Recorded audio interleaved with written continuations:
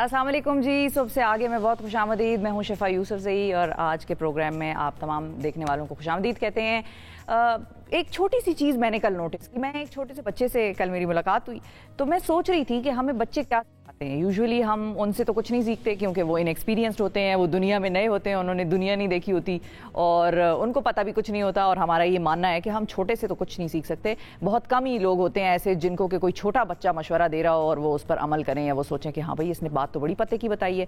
لیکن خیر کل جب میری اس چھوٹے سے بچے سے ملاقات ہوئی تو میں سوچ رہی تھی کہ چھوٹے بچے بھی ہمیں زندگی میں بہت کچھ سکھاتے ہیں اور ان بہت ساری چیزوں میں جو ہے دو بڑی اہم چیزیں ہیں جو ہم چھوٹے بچوں سے سیکھتے ہیں. اور چھوٹے بچوں سے مراد بہت چھوٹے بچے, یہ وہ بچے شاید ہوں گے جو بولنا اور اس طرح سے اپنا ایکسپریشن بھی نہیں دے سکتے لیکن ہمیں پھر سکھاتے کیا ہے. اب آپ یہ سوچ رہے ہوں گے کہ جو خود بول ہی نہیں سکتا وہ ہمیں کیا سکھاتا ہے. نمبر 1, اس بچے کی زندگی میں خوشی ہوتی ہے فار نو ریزن.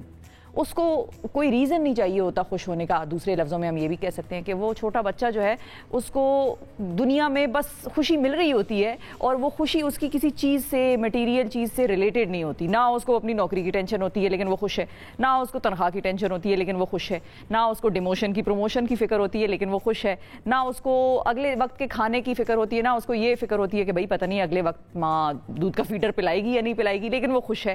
اس کو ہاں تحفے سے خوشی ضرور زیادہ ملتی ہے, کھلونوں سے زیادہ خوشی مل سکتی ہے, لیکن اس کی خوشی جو ہے وہ منحصر نہیں ہے تحفوں پر, کھلونوں پر, پارکس پر. وہ چھوٹا سا بچہ بس ویسے ہی زندگی میں خوش ہے, جی رہا ہے, اپنی منمانی کر رہا ہے اور مگن ہے اپنی زندگی میں. یہ ایک چیز تو جو مجھے کل نظر آئی کہ ایک چھوٹا سے بچے نے مجھے سکھائی کہ he is happy for no reason, no apparent reason, he is happy. تو اس کو ہم لنک کر سکتے ہیں شکر گزاری سے بھی کہ آپ کو شکر گزار ہونا چاہیے اور شکر گزاری کے لیے بھی آپ کے پاس کوئی ریزن کی ضرورت نہیں ہے. آپ صرف اپنے اوپر ایک نظر دوڑائیے تو آپ کو نظر آ جائے گا کہ 10 انگلیاں ہونا بھی مطلب آپ کو شکر گزاری کی طرف مائل کر سکتا ہے. دوسری چیز جو ہم اس بچے سے سیکھ سکتے ہیں, دوسری چیز یہ ہے کہ ہم جو ہیں وہ خود کو مصروف نہیں رکھتے. اور ہم اکثر کہتے ہیں کہ N empty mind is a devil's work shop.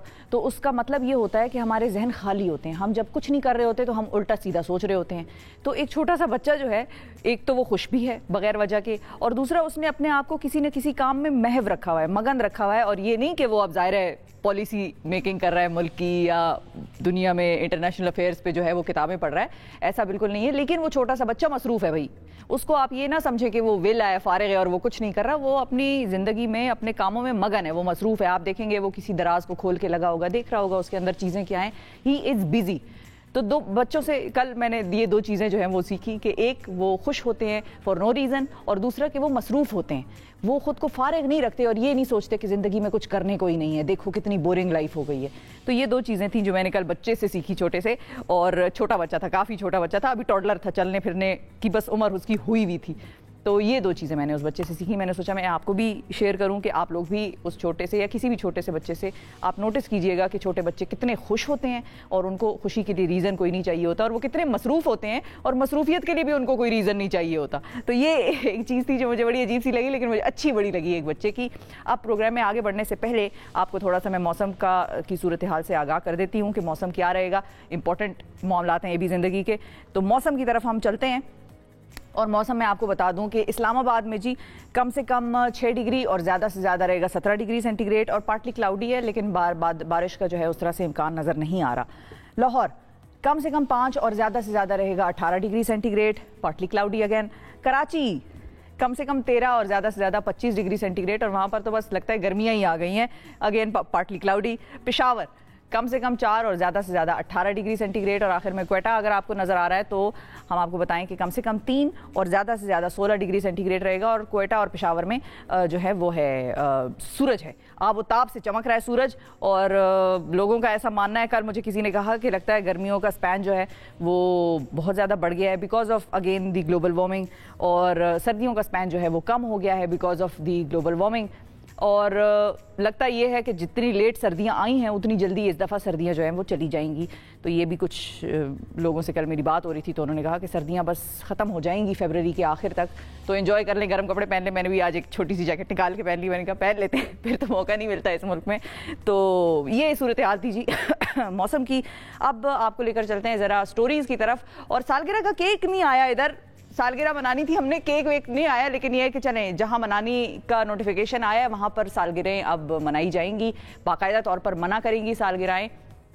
Lahore high court کے ججز کی سالگرہ آئندہ ہائی کورٹ میں چائے کے وقفے کے دوران یعنی کہ جو ٹی بریک ہوتی ہے اس کے دوران منائی جائے گی. اور اس ضمن میں chief justice Lahore high court justice Muhammad Amir Bhatti صاحب نے تمام ججز کو آگاہ کر دیا ہے, جس کے بعد نوٹیفیکیشن جاری کر دیا گیا کہ جس جج کی سالگرہ ہو وہ جس بھی بینچ میں تعینات ہوں گے اس بینچ میں سالگرہ کا کیک چائے کے وقفے کے دوران کاٹا جائے گا. تو یہ تو تھی جی ان کی سالگرہ کی صورتحال. لاہور ہائی کورٹ میں اب باقاعدہ طور پر برتھ ڈے سیلیبریٹ ہوں گی, اس کا نوٹیفیکیشن جاری ہوا ہے. لوگوں کا ماننا یہ ہے کہ نوٹیفیکیشن قدرے فنی ہے تھوڑا سا, مطلب, لیکن یہ ہے کہ یہ ججز کو اور جو ہماری عدلیہ ہے اس کو ہم سب کا ماننا ہے, جس پر میری کل اس سے بات ہوئی, وکیلوں سے بات ہوئی, ان سب کا یہ ماننا تھا کہ اس اہم نوٹیفیکیشن کے بعد اب ہمارے جو انصاف کے مسائل ہیں, جو لوگوں کو انصاف میں ڈیلیز ہیں, بہت سارے لاکھوں کے کیسز کے ڈیسیجنز پینڈنگ ہیں, تو ان میں یقیناً تیزی آئے گی اور یہ ایک موٹیویشن ہوگا ججز کے لیے اور ہمارے جتنے بھی بیسیکلی جو عدلیہ کا نظام ہے اس میں یہ بڑا فعال ثابت ہوگا یہ نوٹیفیکیشن. ایسا ماننا تھا ان وکلاء کا جن سے میری بات ہوئی, تو یہ سلسلہ تھا. میں نے کہا اب آپ لوگوں کو ہم اس اہم نوٹیفیکیشن سے آگاہ کرنے کے کل یہ نوٹیفیکیشن جاری ہوا ہے. اچھا جی, روبوٹ کے حوالے سے ایک بات میں نے آپ کو بتانی ہے اور بڑا ہی زبردست جس کو ہم کہتے ہیں کہ روبوٹس کا, اگر میں آپ کو کہوں کہ جو دنیا میں ٹیکنالوجی اس قدر ترقی کر گئی ہے کہ آنے والے وقتوں میں ہم دیکھیں گے کہ بہت سی ایسی نوکریاں جو انسان کرتے ہیں اور جو روبوٹس نہیں کر سکتے یا روبوٹس پر ہم اس طرح سے اعتماد نہیں کر سکتے ان نوکریوں کے حوالے سے, وہ نوکریاں انسانوں کے ہاتھ سے چلی جائیں گی روبوٹس کے پاس. تو یہ جو ہے روبوٹس کا ایک بہت اہم کام ہوا ہے, وہی انسان کا علاج اور سرجری بھی اب روبوٹ کریں گے اور بہت جلد ہسپتالوں میں بھی روبوٹ سرجن نظر آئیں گے.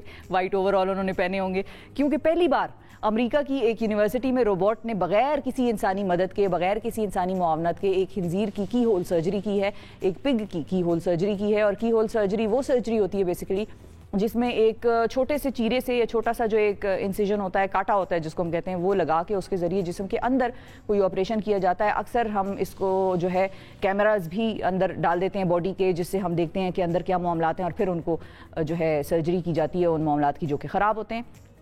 لیپروسکوپک سرجری اس کو کہتے ہیں. اور انسانی مدد کے بغیر روبوٹ نے 2 آنتوں کے ملانے کے مشکل کام کو انسانوں سے زیادہ اچھے طریقے سے سر انجام دیا ہے. اور اسمارٹ ٹیشو اس سرجری کا نام ہے اسمارٹ ٹیشو آٹونومس روبوٹ. جو یہ سرجری کرتے ہیں ان کا نام یہ ہے, اور یہ ایک جس طرح میں نے آپ کو بتایا خنزیر کی لیپروسکوپک سرجری سر انجام دی ہے اسمارٹ ٹیشو آٹونومس روبوٹس نے. اور یہ سرجری جو ہے بیسیکلی جانس ہاپکنز یونیورسٹی کے محققین کے زیر نگرانی انجام پائی ہے. تو گڈ لک جی, آگے آنے والے وقتوں میں ہمیں یہ نظر آئے گا کہ انسانوں کی جگہ جو روبوٹس ہیں وہ ہوں گے ڈاکٹرز, وہ ہوں گے سرجنز, اور وہی ہمیں نسخے بھی ہینڈ اوور کریں گے اور وہی ہماری سرجریز بھی کریں گے. لیکن I still any day I would trust انسانی ڈاکٹر ود مائی لائف. جب اگر ڈیسیجن لینا ہوگا کہ روبوٹ سے سرجری کرائیں گی یا انسان سے, تو انسان اینی ڈے, کیونکہ ظاہر ہے جو چیز اللہ تعالیٰ نے بنائی ہے اس میں ڈیفیکٹ آنے کا چانس ذرا کم ہے, انسان نے جو بنائی ہوئی ہے اس میں ڈیفیکٹ آنے کا چانس زیادہ ہے. اچھا جی, نوٹنگم کی طرف آپ کو لے کر چلتے ہیں, اور یہ بھی بڑی عجیب سی چیز ہوئی ہے. آپ سوچ سکتے ہیں کہ کبھی آپ نے گاڑی چلائی ہو اور بغیر لائسنس کے چلائی ہو, اور لائسنس بھی ایسا کہ ہمارے پاس تو 2-4 دن لائسنس ایکسپائر ہو جاتا ہے تو خواہ ڈر لگتا ہے, اور ایک عجیب سی فیلنگ آ رہی ہوتی ہے کہ انہی 4 دنوں میں اب چالان بھی ہوگا, کوئی پولیس والا پکڑ لے گا کسی نہ کسی چیز پہ. اور ایسا ہوتا بھی ہے لوگوں کے ساتھ, جس دن لائسنس ایکسپائر ہوتا ہے اسی دن چالان ہو جاتا ہے. لیکن اگر میں آپ کو بتاؤں کہ ایک شخص ہے جو پچھلے 70 سالوں سے بغیر کسی لائسنس اور انشورنس کے گاڑی چلا رہا ہے, آپ یقین کریں گے, نہیں کریں گے تو کر لیں, دلچسپ طور پر اس سے اس شخص کو ابھی تک کوئی ٹریفک حادثہ نہیں ہوا اور نہ ہی کبھی کسی پولیس آفیسر نے اسے روکا ہے, کوئی چالان اس طرح کا اس کی زندگی میں. یہ 70 سال کا جو عرصہ ہے جس میں اس نے بغیر ڈرائیونگ لائسنس کی گاڑی چلائی ہے, اس کے ساتھ کوئی ایسا واقعہ رونما نہیں ہوا. 12 سال کی عمر سے گاڑی چلا رہا ہے, اور شہر میں جو ہے بیسیکلی کیمرے بڑھنے کی وجہ سے نوٹنگم کی پولیس نے اس شخص کو روکا اور اسے اپنے کاغذات پورے رکھنے کی ہدایت کے بعد جو ہے وہ چھوڑ دیا. تو نوٹنگم پولیس کو یہ تو پتہ چل گیا کہ یہ اس کے پاس 70 سال سے لائسنس نہیں تھا, تو انہوں نے اس کو تنبیہ کی ہے کہ بھئی تم لائسنس اپنا بنواؤ اور یہ سب معاملات کرو, اور پھر اس کو چھوڑ دیا. کوئی خاص بہت سیریس سزا نہیں ہوئی, لیکن یہ آپ انگلینڈ کی بات آپ سن رہے ہیں کہ نوٹنگم میں یہ سلسلہ تھا کہ ایک شخص 70 سال سے گاڑی چلا رہا تھا بغیر لائسنس کے اور حکام کو پتہ بھی نہ چلا. سعودی عرب آپ کو لے کر چلتے ہیں. سعودی عرب کے ایک ریسٹورینٹ میں انوکھا تجربہ پیش کیا جا رہا ہے جہاں پر زومبیز اور ویمپائرز جو صحبت ہے ان کی صحبت کھوپڑیاں اور خون کے ساتھ کھانا پیش کیا جاتا ہے.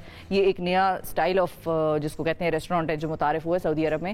شیڈوز نامی یہ ریسٹورینٹ ہے اور بڑی جو ہارر فلمز ہوتی ہیں ان کے کھانے کے شوقین افراد کے لیے یہ ریسٹورینٹ بیسیکلی متعارف کرایا گیا ہے جہاں وہ اپنی پسند کے کھانوں کا بھی مزہ چکھ سکیں گے اور اپنے مختلف کپڑوں اور ملبوسات میں جو ہے انٹریکٹیو شوز جو ہے لوگ وہاں پر کر رہے ہوں گے اور عملہ جو ہے وہ دکھا رہا ہوگا اس قسم کے شوز پارٹیسپیٹ کر رہا ہوگا اسی قسم کے کپڑے پہن کر ویمپائرز بنے ہوئے ہوں گے اور بیسیکلی وہاں پر ایک اسٹیج پرفارمنسز چل رہی ہوں گی. یہ وہاں پر لوگوں کا بتایا جا رہا ہے کہ اس طرح سے ہوگا سلسلہ. سعودی عرب کے دارالحکومت ریاض میں بنایا گیا ہے یہ ریسٹورینٹ اور اس ریسٹورینٹ کا مقصد جو ہے ہارر پنے کو اور ڈراؤنی طرز کی جو پکوان ہیں جن سے کہ لوگوں کو اپنی جانب متوجہ کرنا ہے. بیسیکلی تو دس از سم تھنگ کہ مارکیٹ کرنے کی ایک اسٹریٹجی ہے. یہاں وہ لوگ آتے ہیں جنہیں ڈراؤنی چیزیں پسند آتی ہیں جو کہتے ہیں کہ زومبیز جن کو اچھے لگتے ہیں ویمپائرز کی طرف جو اٹریکٹ ہوتے ہیں ویمپائرز کے شوقین ہیں فلمیں ان کی بہت دیکھتے ہیں تو اس قسم کے لوگوں کو اس ریسٹورینٹ میں اٹریکٹ کرنے کی یہ ایک کوشش ہے بیسیکلی اپنے کھانے کو اور اپنے اس کو مارکیٹ کرنے کی. تو دیکھیں جی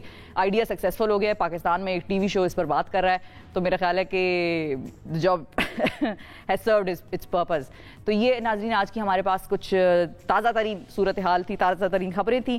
ابھی ہمیں لینا ہے ایک چھوٹا سا وقفہ اور وقفے کے بعد جب ہم واپس آئیں گے تو ہم نے پروگرام میں بات کرنی ہے آج کافی اہم معاملات پر اور بڑی انٹرسٹنگ گیسٹ سے آپ کی ملاقات کرائیں گے جس میں کہ وزیر اعظم عمران خان صاحب نے کل فوجداری قانون اور نظام میں اصلاحات پیش کی تھیں اس پر بھی بات کریں گے. پھر جی ایک اور پٹیشن دائر ہوئی ہے کورٹ میں اور وہ یہ کہہ رہی ہے کہ تاحیات نااہلی جو ہے یہ چیز ٹھیک نہیں ہے اور اس کو چیلنج کیا بیسیکلی. تو نواز شریف صاحب اور جہانگیر ترین صاحب کا مستقبل جو ہے اس میں ہلکی سی ایک امید کی کرن جاگی ہے ان کے لیے شاید اس پٹیشن کے بعد. تو اس پہ بھی ہم بات کریں گے اور اس کے علاوہ اسکن کیئر کے مسائل ہیں اس پر بات کریں گے. ہمارے ساتھ آپ کی ایک شخصیت سے ملاقات کرائیں گے جو تھر میں بڑا ہیومینیٹیرین کام کر رہے ہیں لوگوں کو تعلیم اور ہنر سے آراستہ کر رہے ہیں. تو ان سارے معاملات پر بات ہوگی پروگرام میں آج کے. سو آپ نے کہیں نہیں جانا, اسٹے ود اس.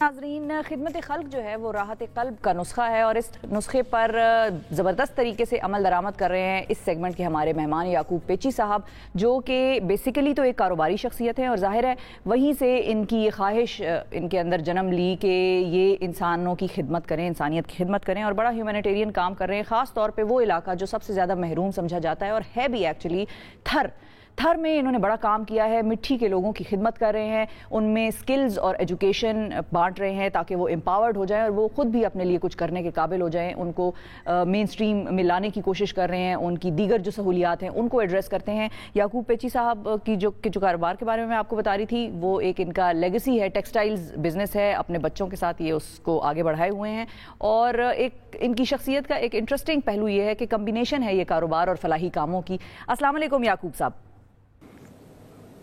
وعلیکم السلام. بہت شکریہ سر آپ نے وقت نکالا. سب سے پہلے تو یہ بتائیے کہ آپ کی پرسنالٹی ایک کمبینیشن ہے کاروبار کا اور فلاحی کاموں کا, یہ آپ کی زندگی میں کمبینیشن کس طرح سے بنا؟ بیسکلی میرے خیال میں اس کے لیے حساس اور دردمند دل رکھنا ضروری ہے اور کاروباری لوگ بھی جو ہیں وہ شاید اتنا باہر جا کے کام نہیں کرتے لیکن اپنے لوگوں کے لیے اپنی امپلائیز کے ویلفیئر کے لیے ضرور کام کر رہے ہوتے ہیں. تو مجھے ایک تو شوق ہے گھومنے پھرنے کا, جگہیں ایکسپلور کرنے کا, تو اسپیشلی سندھ میں. تو اس وجہ سے جب میں حالات دیکھتا ہوں لوگوں کے غربت بے تحاشا ہے تو میرا دل چاہتا ہے کہ میں ان کی مدد کروں. اللہ نے اگر مجھے نوازا ہے تو میں اس میں لوگوں کا جو شیئر ہے وہ کہتے ہیں نا pay back to the community. بالکل جی, pay back to the community. اور یہ احساس بہت کم لوگوں میں ہوتا ہے لیکن جن میں ہوتا ہے وہ اگر اس پہ کام کرنا شروع کر دیں تو پھر یعقوب پیچی صاحب کی طرح ایگزامپلز جو ہیں وہ کریٹ کرتے ہیں معاشروں میں. یعقوب صاحب یہ بتائیں کہ تھر میں آپ نے کام شروع کیا ہوا ہے, تھر ہی کیوں چنا آپ نے؟ دیکھیں تھر میں کچھ 4-5 سال پہلے گیا تھا اور پتہ نہیں there is something special about Thar. I mean Thar میں جو ہے وہ there is an air of love. آپ دیکھیں وہ لوگ جو ہیں وہ بہت محبت کرنے والے ہیں, بہت رسپیکٹ دیتے ہیں اور بہت ہی ڈوسائل لوگ ہیں. پھر جو وہاں کی جو سب سے بڑی چیز مجھے اٹریکٹ کرتی ہے وہ ہے انٹرفیتھ ہارمنی. مسلمان اور ہندو ایک ہو کے رہتے ہیں, ایک دوسروں کے تہوار, ایک دوسرے کی غمی خوشی اس میں ساتھ ساتھ ہوتے ہیں. تو وہ چیز جو ہے نا کہ وہ بے لوث لوگ ہیں, تو میرا بھی دل چاہتا ہے کہ بے لوث خدمت کی جائے ان کی. تو اسی سلسلے میں تھر میں اب زیادہ وقت گزارتا ہوں, ویلفیئر کے کاموں میں بھی اور دوسرے کاموں میں بھی. اب تو ایسا ہو گیا ہے کہ وہ لوگ اپنی نجی تقریبات میں بھی, شادی بیاہ میں بھی مدعو کرتے ہیں اور میں بڑی بخوشی شامل ہوتا ہوں اس میں. بالکل صحیح ہے. اچھا یہ بتائیے کہ آپ کی فاؤنڈیشن تھر میں کیا کیا کر رہی ہے؟ دیکھیں تھر ایجوکیشن الائنس جو ہے وہ بیسیکلی ایجوکیشن کے اوپر فوکس کر رہی ہے. ہمارے چیف ایگزیکٹو پرتاپ شیوانی صاحب اس میں بہت بڑھ چڑھ کر حصہ لیتے ہیں, چھوٹی سی چھوٹی جگہ جاتے ہیں. ابھی تک ہم نے کوئی 7 یا 8 اسکولز کھولے ہیں. کچھ اسکولز جو گورنمنٹ کے اسکولز ہیں وہ بھی ہم اڈاپٹ کرتے ہیں. وہاں ابھی جو ہمارا مین فوکس ہے آؤٹ آف اسکول بچوں پہ بڑا کام ہوتا ہے, بڑی بات ہوتی ہے, لیکن ہم ان اسکول بچوں پہ زیادہ محنت کر رہے ہیں. وہاں ہم کوشش کر رہے ہیں کہ جو ان کے پاس لیبز نہیں ہیں وہاں ہم لیبز پرووائڈ کریں. جہاں ٹیچرز کا فقدان ہے وہاں ہم ٹیچرز اپوائنٹ کروائیں. پھر ہم سندھ گورنمنٹ کے جو بجٹس ہیں اس پہ بھی نظر رکھتے ہیں کہ وہ کہیں ڈرین آؤٹ نہ ہوں اور ان یوٹیلائز نہ چلے جائیں. تو ایجوکیشن میں ویسے ہی انفارچونیٹلی ہمارے ملک میں اتنی کوئی وفاقی حکومت ہو یا سندھ کی حکومت ہو اتنی کوئی بہت بڑی کنٹریبیوشن گورنمنٹ کی طرف سے نہیں ہے. ہم بجٹ میں حصہ ہی نہیں رکھتے بیسیکلی. تو اس کے لیے ہم کوشش کر رہے ہیں کہ زیادہ سے زیادہ ہم کام کر سکیں. ہم نے لاڑکانہ میں فیسٹیول کیا, پھر لاڑ فیسٹیول کیا, اب ہم سندھ فیسٹیول کرنے جا رہے ہیں کراچی میں. اس کے لیے سندھ گورنمنٹ مکمل سپورٹ کر رہی ہے. تو بس اس قسم کے کام کوشش کرتے ہیں. پھر ہم کوشش کرتے ہیں کہ بچے جو ہیں وہ آؤٹ آف اسکول نہ ہوں. وہاں قحط سالی میں لوگ مائیگریٹ کرتے ہیں. مائیگریٹ کرنے کی وجہ سے پورا خاندان مائیگریٹ کرتا ہے, تو بچے جو ہیں وہ اسکول چھوڑ دیتے ہیں. تو ہماری کوشش یہ ہوتی ہے کہ ہم انہیں وہاں روزگار فراہم کر دیں اور ہم انہیں راشن بھی فراہم کرتے ہیں تاکہ بچے جو ہیں وہ وہیں رہیں اور اسکول میں ان کا سال ضائع نہ ہو یا جو بھی وقت ہے وہ کسی طرح سے ضائع نہ ہو.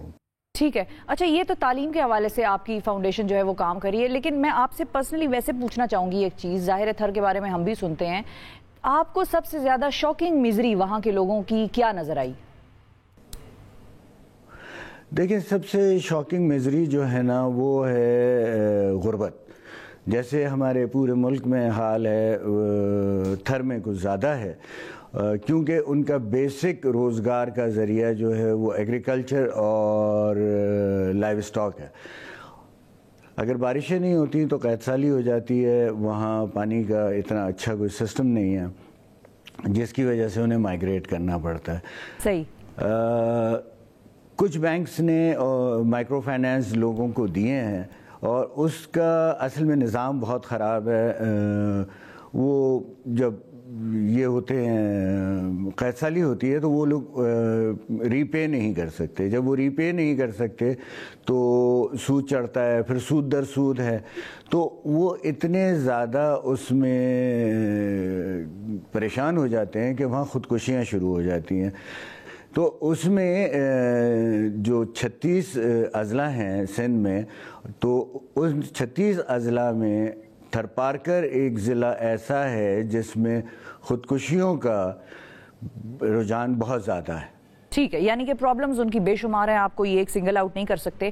لیکن پیچی صاحب, یہ میں آپ سے پوچھنا چاہوں گی کہ ادھر کے لوگوں کو تو خوراک جو ہے, میل نرشمنٹ بھی وہاں پر بہت زیادہ ہے, اور وہ خیر پورے پاکستان میں ہے, لیکن وہاں کا تو جس کو کہتے ہیں کہ سیریس مسئلہ ہے. ہم آج کے دور میں جہاں سائنس نے اتنی ترقی کر لی ہے, جدید ہمارے پاس آلات ہیں, جدید پروجیکٹس پر ہماری حکومتیں کام کر رہی ہیں, اسپیس میں ہم جانا چاہتے ہیں, لیکن تھر میں ہم آج تک پانی پہنچانے کے قابل نہیں ہو سکے. اس کے اوپر آپ کیا کہیں گے؟ دیکھیں, اس کے لیے سنسیئر ایفرٹ کی ضرورت ہے. سندھ گورنمنٹ اور وفاقی گورنمنٹ مل کے اس پہ کام کر سکتے ہیں, کیونکہ یہ بہت ہی بڑا ٹاسک ہے. اور پانی, آپ اگر سرحد پار دیکھیں تو راجستھان میں لہلاتے کھیت نظر آتے ہیں آپ کو, وہ بھی ڈیزرٹ ہے, یہ بھی ڈیزرٹ ہے. ان لوگوں نے وہاں ایگری لونز دیے ہیں, وہاں ٹیوب ویلز کے لیے لونز دیے ہیں, وہاں کسانوں کی بہبود کے لیے کام کرتے ہیں, وہ بڑے سافٹ لونز ہیں, سبسڈیز ہیں. تو وہ ساری چیزیں جو ہیں وہ اپلفٹ کرنے میں آسانی فراہم کرتی ہیں. صحیح. ہمارے یہاں کانشیس کوشش نہیں کی گئی. جو کوششیں کی گئی ہیں اس کو پھر فالو اپ نہیں ہے. میرے خیال میں تھر پارکر میں کوئی 600 کے قریب آر او پلانٹس لگے ہوئے ہیں. وہاں کیونکہ پانی کا ٹی ڈی ایس بہت ہی خراب ہے, تو آر او پلانٹ کے بغیر تو وہ پانی یوزیبل ہی نہیں ہے. تو اس وجہ سے وہاں جو ایشو ہے پانی کا وہ ریزالو نہیں ہو پا رہا. اب اگر پائپس بچھائے جائیں اور پائپ لائن کا کام کیا جائے تو بہت بہتری آ سکتی ہے. ٹھیک ہے. اچھا, یہ بھی بتائیے گا کہ تھر کے علاوہ آپ کن کن علاقوں میں لوگوں کے لیے کام کر رہے ہیں؟ دیکھیں, تھر کے علاوہ بھی جو دوسرے علاقے ہیں جیسے ٹھٹا ہے, سجاول ہے, آؤٹسکرٹس آف کراچی آپ سمجھ لیں, اس میں میری کوشش ہوتی ہے کہ میں, جیسے سردیوں میں ہم گرم کپڑے بانٹتے ہیں, اور ماشاءاللہ اس دفعہ ہم نے تقریباً 100 گاؤں کور کیے ہیں اور ان کو گرم کپڑے ہم نے فراہم کیے ہیں. تو اس قسم کے کام ہیں. باقی جو لوگوں کے پاس روزگار نہیں ہے, ہم کوشش کرتے ہیں کہ ان کو ہم روزگار فراہم کر دیں. ابھی مٹی میں اگین, کیونکہ میرا زیادہ فوکس جو ہے وہ تھر پارکر ہے, مٹی میں ہم نے ایک ووکیشنل انسٹیٹیوٹ بنایا ہے, اور اس ووکیشنل انسٹیٹیوٹ میں ہم سلائی کی ٹریننگ دیتے ہیں لوگوں کو, خواتین کو بھی اور مردوں کو بھی, اور پھر وہ اپنے علاقوں میں جا کے کوئی ٹیلر شاپ کھول سکتے ہیں, یا اور دوسرے طریقے سے سلائی کڑھائی, کیونکہ کڑھائی ہینڈ نیڈل ورک تھر پارکر میں بہت اچھا ہے. تو جب ان کو سلائی مشین کا کام بھی آ جاتا ہے تو وہ بہت اچھے پیسے بنا سکتے ہیں, اور پھر انہیں اپنا گھر چھوڑنے کی ضرورت نہیں پڑتی. صحیح ہے, ہاں, ان کو پھر چھوڑنے کی ضرورت نہیں ہے. آخر میں کیا میسج دینا چاہیں گے پیچی صاحب؟ دیکھیں, میں ایک چیز پہ بلیو کرتا ہوں, اور میرا پیغام بھی یہی ہوگا کہ ہماری کوشش ہونی چاہیے ہم ایک دوسرے کا ہاتھ پکڑ کے اوپر کھینچیں, نہ کہ ٹانگیں پکڑ کے نیچے کھینچیں. کیونکہ جب آپ ٹانگیں پکڑیں گے تو آپ کی بھی کوئی ٹانگ پکڑ کے نیچے کھینچ رہا ہوگا, تو ہم اوپر جانے کی بجائے نیچے جائیں گے. تو ہماری کوشش یہ ہے کہ ہم ایمپاورمنٹ کریں, اور گرلز ایمپاورمنٹ بہت ہی ضروری ہے ان کے لیے. جیسے آپ کو پتہ ہے, شاید نہ ہو, میرا جو بزنس ہے, میرا جو برانڈ ہے پیچی, اس کی سی ای او میری بیٹی ہے. تو میں نے کوشش یہ کی کہ اپنے گھر سے شروع کریں. تعلیم کے لیے اگر میں بات کروں, جیسے مٹھی میں میں نے بہت کم لوگ ایسے دیکھے ہیں, جیسے مہیش ملانی صاحب ہیں, ان کے فیملی کے بچے گورنمنٹ اسکول میں پڑھتے ہیں. انہوں نے بھی they have lead examples by them سیلفس. تو اس طرح کے کام کریں گے, ایجوکیشن بہتر ہوگی. جب آپ کے اپنے بچے جا رہے ہوں گے گورنمنٹ اسکولز میں, تو آپ گورنمنٹ اسکول کا لیول ڈیفینیٹلی بہتر کریں گے. بالکل صحیح ہے. بہت شکریہ ادا کریں گے یعقوب پیچی صاحب. ناظرین, ہمارے ساتھ موجود تھے, تھر میں اور مٹھی میں لوگوں کے لیے کام کر رہے ہیں, خدمت انسانی کر رہے ہیں, اور ان جیسے لوگوں کی قدر بھی ہمیں کرنی چاہیے, اور ان جیسا بننے کے لیے ہمیں بھی ایفرٹس کرنی چاہیے تاکہ ہمارا بھی ایسا نام ہو معاشرے میں. ایک وقفہ لیتے ہیں, وقفے کے بعد آپ سے دوبارہ ملیں گے. اسٹے ود اس.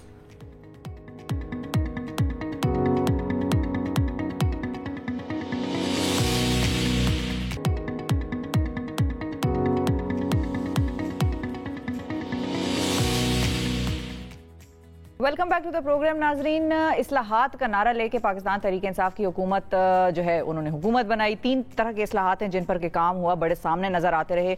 सेहत के हवाले से काम हुआ, तालीम के हवाले से काम हुआ, और अब फाइनली जो कल हुआ वो तो बहुत बड़ा काम हुआ। तारीख में कहते हैं पहली दफ़ा हुआ। इनका दावा है, हम इनसे जानेंगे। हुकूमत ने फौजदारी कानून और निज़ाम इंसाफ में इस्लाहात पेश कर दी हैं, जिसके मुताबिक ख़वातीन की जासूसी, कोयले पर चलना और किसी को पानी में फेंकना जो है वो भी जुर्म होगा। वीडियो और ईमेल्स भी शवाहिद तस्वुर होंगे। गैर कानूनी पुलिस हिरासत पर 7 साल तक सज़ा होगी और SHO के लिए ग्रेजुएट होना लाजमी है। इस तरह के मजीद कवानीन हैं जो कल मुतारिफ कराए गए, और इन इस्लाहात की रोशनी में मुख्तलिफ शोबाजात में जो है हम अगर आपको बताएं तरामीम की गई हैं। इसके हवाले से हम बात करेंगे। लेकिन एक और चीज़ भी हुई कल कि कल इन कवानीन को, जो कि तारीख में पहली मरतबा हुआ, जिसको हम कह सकते हैं कि step in the right direction हो सकता था, या इसकी इंप्लीमेंटेशन के बाद ही इसमें सुकम का पता चलेगा और तभी पता चलेगा कि इसको मजीद बेहतर कैसे किया जा सकता है, लेकिन इसको मुस्तरद भी कर दिया गया। इसी हवाले से हम बात करेंगे। हमारे साथ मलिका बुखारी साहिबा मौजूद हैं, जो कि रहनुमा है पाकिस्तान तहरीक इंसाफ की और पार्लिमानी सेक्रेटरी हैं बराए लॉ एंड जस्टिस। अस्सलाम वालेकुम मलिका। अस्सलाम वालेकुम जी। कांग्रेचुलेशंस।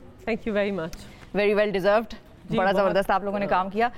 कोशिश की है, आई थिंक एक कोशिश है कि निज़ाम में बेहतरी लाएं। रिफॉर्म ज़रूरी थे, और एक नई चीज़ को खड़ा करना कदरे आसान होता है क्योंकि आप डायरेक्टली बना देते हैं उसको, लेकिन पुरानी चीज़ को बदलना, उसमें तरामीम करना, ये मुश्किल काम है, टीडियस जॉब है, और इसमें टाइम भी बड़ा लगता है क्योंकि आपने उसको टेस्ट करना है, फिर पता चलेगा कि क्या ठीक था गलत था, फिर उसमें तब्दीली होगी। अब ये फौजदारी कवानीन की इस्लाहात हैं क्या, और चीदा इनके नुकात क्या हैं? Thank you. देखिए शिफा, पहली बात तो यह है कि पाकिस्तान की 70 साल तारीख के अंदर पहली दफ़ा किसी हुकूमत वक्त ने इस जामे तरीके से पाकिस्तान के फ़ौजदारी निज़ाम में इस्लाहात की हैं। तो पाकिस्तान की आवाम को, पाकिस्तान तहरीक इंसाफ के हर वोटर, मेंबर, सपोर्टर, सबको मुबारकबाद पेश करते हैं। आई थिंक कि हमारी मंशूर की अदायगी के लिए कल बहुत अहम दिन था, बिकॉज़ हमने तो अपनी पार्टी की बुनियाद ही इंसाफ के नारे के ऊपर क्रिटिक से भी आप लोगों को कल तारीफी कलमात सुनने को मिले इस काम पे। चलिए, बहुत अच्छी बात है, बिकॉज़ हम तो आम आदमी की जो ज़िंदगी है उसको आसान करना चाहते हैं ना।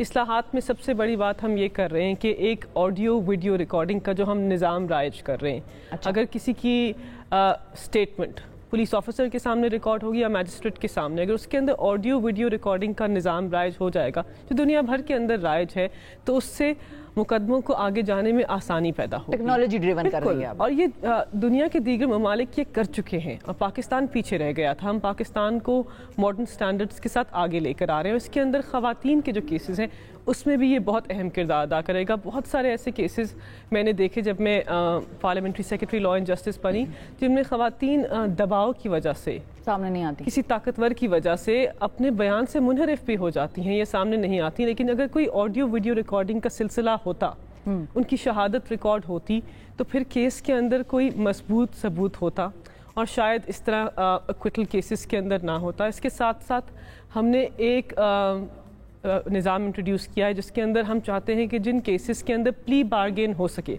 आप जानते हैं कि हमारे निज़ाम अदल के अंदर बहुत सारे ऐसे केसेस हैं जिसके अंदर लोगों ने छोटे छोटे जराइम किए हैं, लेकिन बहुत लंबी सज़ा काट रहे हैं। और पाकिस्तान की जो प्रिजन्स हैं वो अंडर ट्रायल प्रिजनर्स से, ऐसे लोगों से भरी हुई हैं जिनको वहाँ नहीं होना चाहिए शायद। तो हमने प्ली बार्गेन का एक कॉन्सेप्ट रखा है कि अगर आपकी सज़ा 7 साल से कम है और सज़ाए मौत नहीं है, इम्प्रिजनमेंट फॉर लाइफ नहीं है, आपने बच्चियों, ख़वातीन और बच्चों के साथ कोई जुर्म नहीं किया, तो प्ली बार्गेन का एक कॉन्सेप्ट इंट्रोड्यूस किया है। उसका पूरा एक निज़ाम दर्ज है। ऐसे नहीं छुट जाएंगे, कोर्ट के सामने आएंगे, शवाहिद पेश होंगे और फिर उसका एक छोटा हिस्सा आप काट कर छूट जाएंगे। आई थिंक उससे हमारे निज़ाम के अंदर जो बैकलॉग है वो ख़त्म होगा और जो अहम संगीन जराइम है उसके ऊपर हम फोकस कर सकेंगे। इसके साथ साथ अंडर ट्रायल प्रिजनर्स के लिए भी हमने एक कॉन्सेप्ट इंट्रोड्यूस किया है कि अगर आप अपनी सज़ा का एक हिस्सा काट चुके हैं तो फिर आपको बाहर आ जाना चाहिए। इसके साथ साथ PPC के अंदर हमने अमेंडमेंट्स की हैं। स्टॉकिंग की एक ऑफेंस हमने डाली है, क्योंकि हमने देखा कि बहुत सारे कवानीन थे पाकिस्तान पीनल कोड के अंदर, बहुत सारे जराइम थे, लेकिन स्टॉकिंग की एक ऑफेंस अंदर नहीं था जो दीगर ममालिक के अंदर थी, उसके अंदर मौजूद नहीं थी। अगर खवातीन का आप पीछा करें, अनकंफर्टेबल फील करती हैं और फिर ये पीछा करना किसी और संगीन जुर्म को लीड करता है, उस तक पहुंचता है, तो इसको वहीं रोकते हैं और रियासत फिर इस किस्म के मर्दों के साथ संगीन तरीके से पेश आएगी। आई थिंक स्टेट की तरफ से एक इम्पोर्टेंट मैसेज भी गया है। इसके साथ जैसे आपने बताया कि SHO जो हैं उनको बेहतर तालीम याफ्ता होना चाहिए। आई थिंक ये बहुत अहम है, बिकॉज आवाम उनके पास आते हैं, اپنے کیسز کو رجسٹر کرواتے ہیں. پھر آن لائن FIR کا جو اندراج ہے اس کو ہم نے یقینی بنانے کی کوشش کی ہے. آئی تھنک یہ بھی بہت اہم ہے. اور پھر کورٹس کے اندر سارا ایک آڈیو ویڈیو ریکارڈنگ کا سسٹم رائج ہوگا. آئی تھنک یہ بہت اہم ہے بیکاز جو لوگ کرمنل پریکٹس کرتے ہیں وہ جانتے ہیں کہ جو آدمی اپنی شہادت پیش کر رہا ہوتا ہے یا خاتون اپنی شواہد دے رہی ہوتی ہے اور جو ریکارڈنگ ہو رہی ہوتی ہے اس کے اندر بہت تضاد ہوتا ہے. اس تضاد کو ختم کرنے کے لیے ہم نے کہا کہ ٹرانسکرپٹ 24 گھنٹے کے اندر بن جائے گی. جو آپ کہیں گے اس کو ویسے ہی ریکارڈ کر دیا جائے گا تاکہ پھر کسی کے بیان کے انٹر ہو رہا اور جس میں غلطیاں بھی ہو جائیں تو یہ بہت مشکل ہے. اس کے ساتھ ساتھ قانون شہادت کے اندر ہم نے امینڈمنٹ کی ہے. ایک بہت ہی اہم کیس سامنے آیا تھا, اس کا نام نہیں لیں گے, جہاں پر ایک پولیس آفیسر کو مار دیا گیا تھا. ہٹ اینڈ رن کیس تھا. صحیح ہے.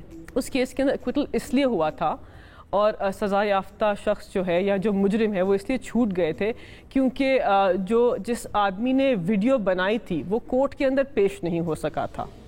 تو ہم نے اب ترامیم کر آڈیو ویڈیو ریکارڈنگ کا جو سلسلہ ہے اس کو ایڈمیسیبل, اس کو یقینی بنایا ہے. اگر ویڈیو بنانے والا خود بھی پیش نہ ہو, اس کی فورینزکس ہو جائے تو کورٹ اس کو ایویڈنس کے طور پر استعمال کر سکتے ہیں. آئی تھنک یہ بھی ایک بہت بیکاز اس لکونہ سے, اس پیچیدگی سے بہت سارے کیسز جو ہیں وہ اثر انداز ہو رہے تھے. تو ہم نے اس کو پڑھا ہے, جامع طریقے سے اس کو سمجھا ہے. پھر ہم نے باقی ممالک کی جورسڈکشنز کا, ان کے فوجداری قوانین کا مطالعہ کیا اور اس کے بعد پھر ہم اس کے اوپر آئے کہ ان 4-5 اہم چیزوں کو 700 ترامیم کے ذریعے ہم پاکستان کے نظام عدل کے اندر لے کر آئیں.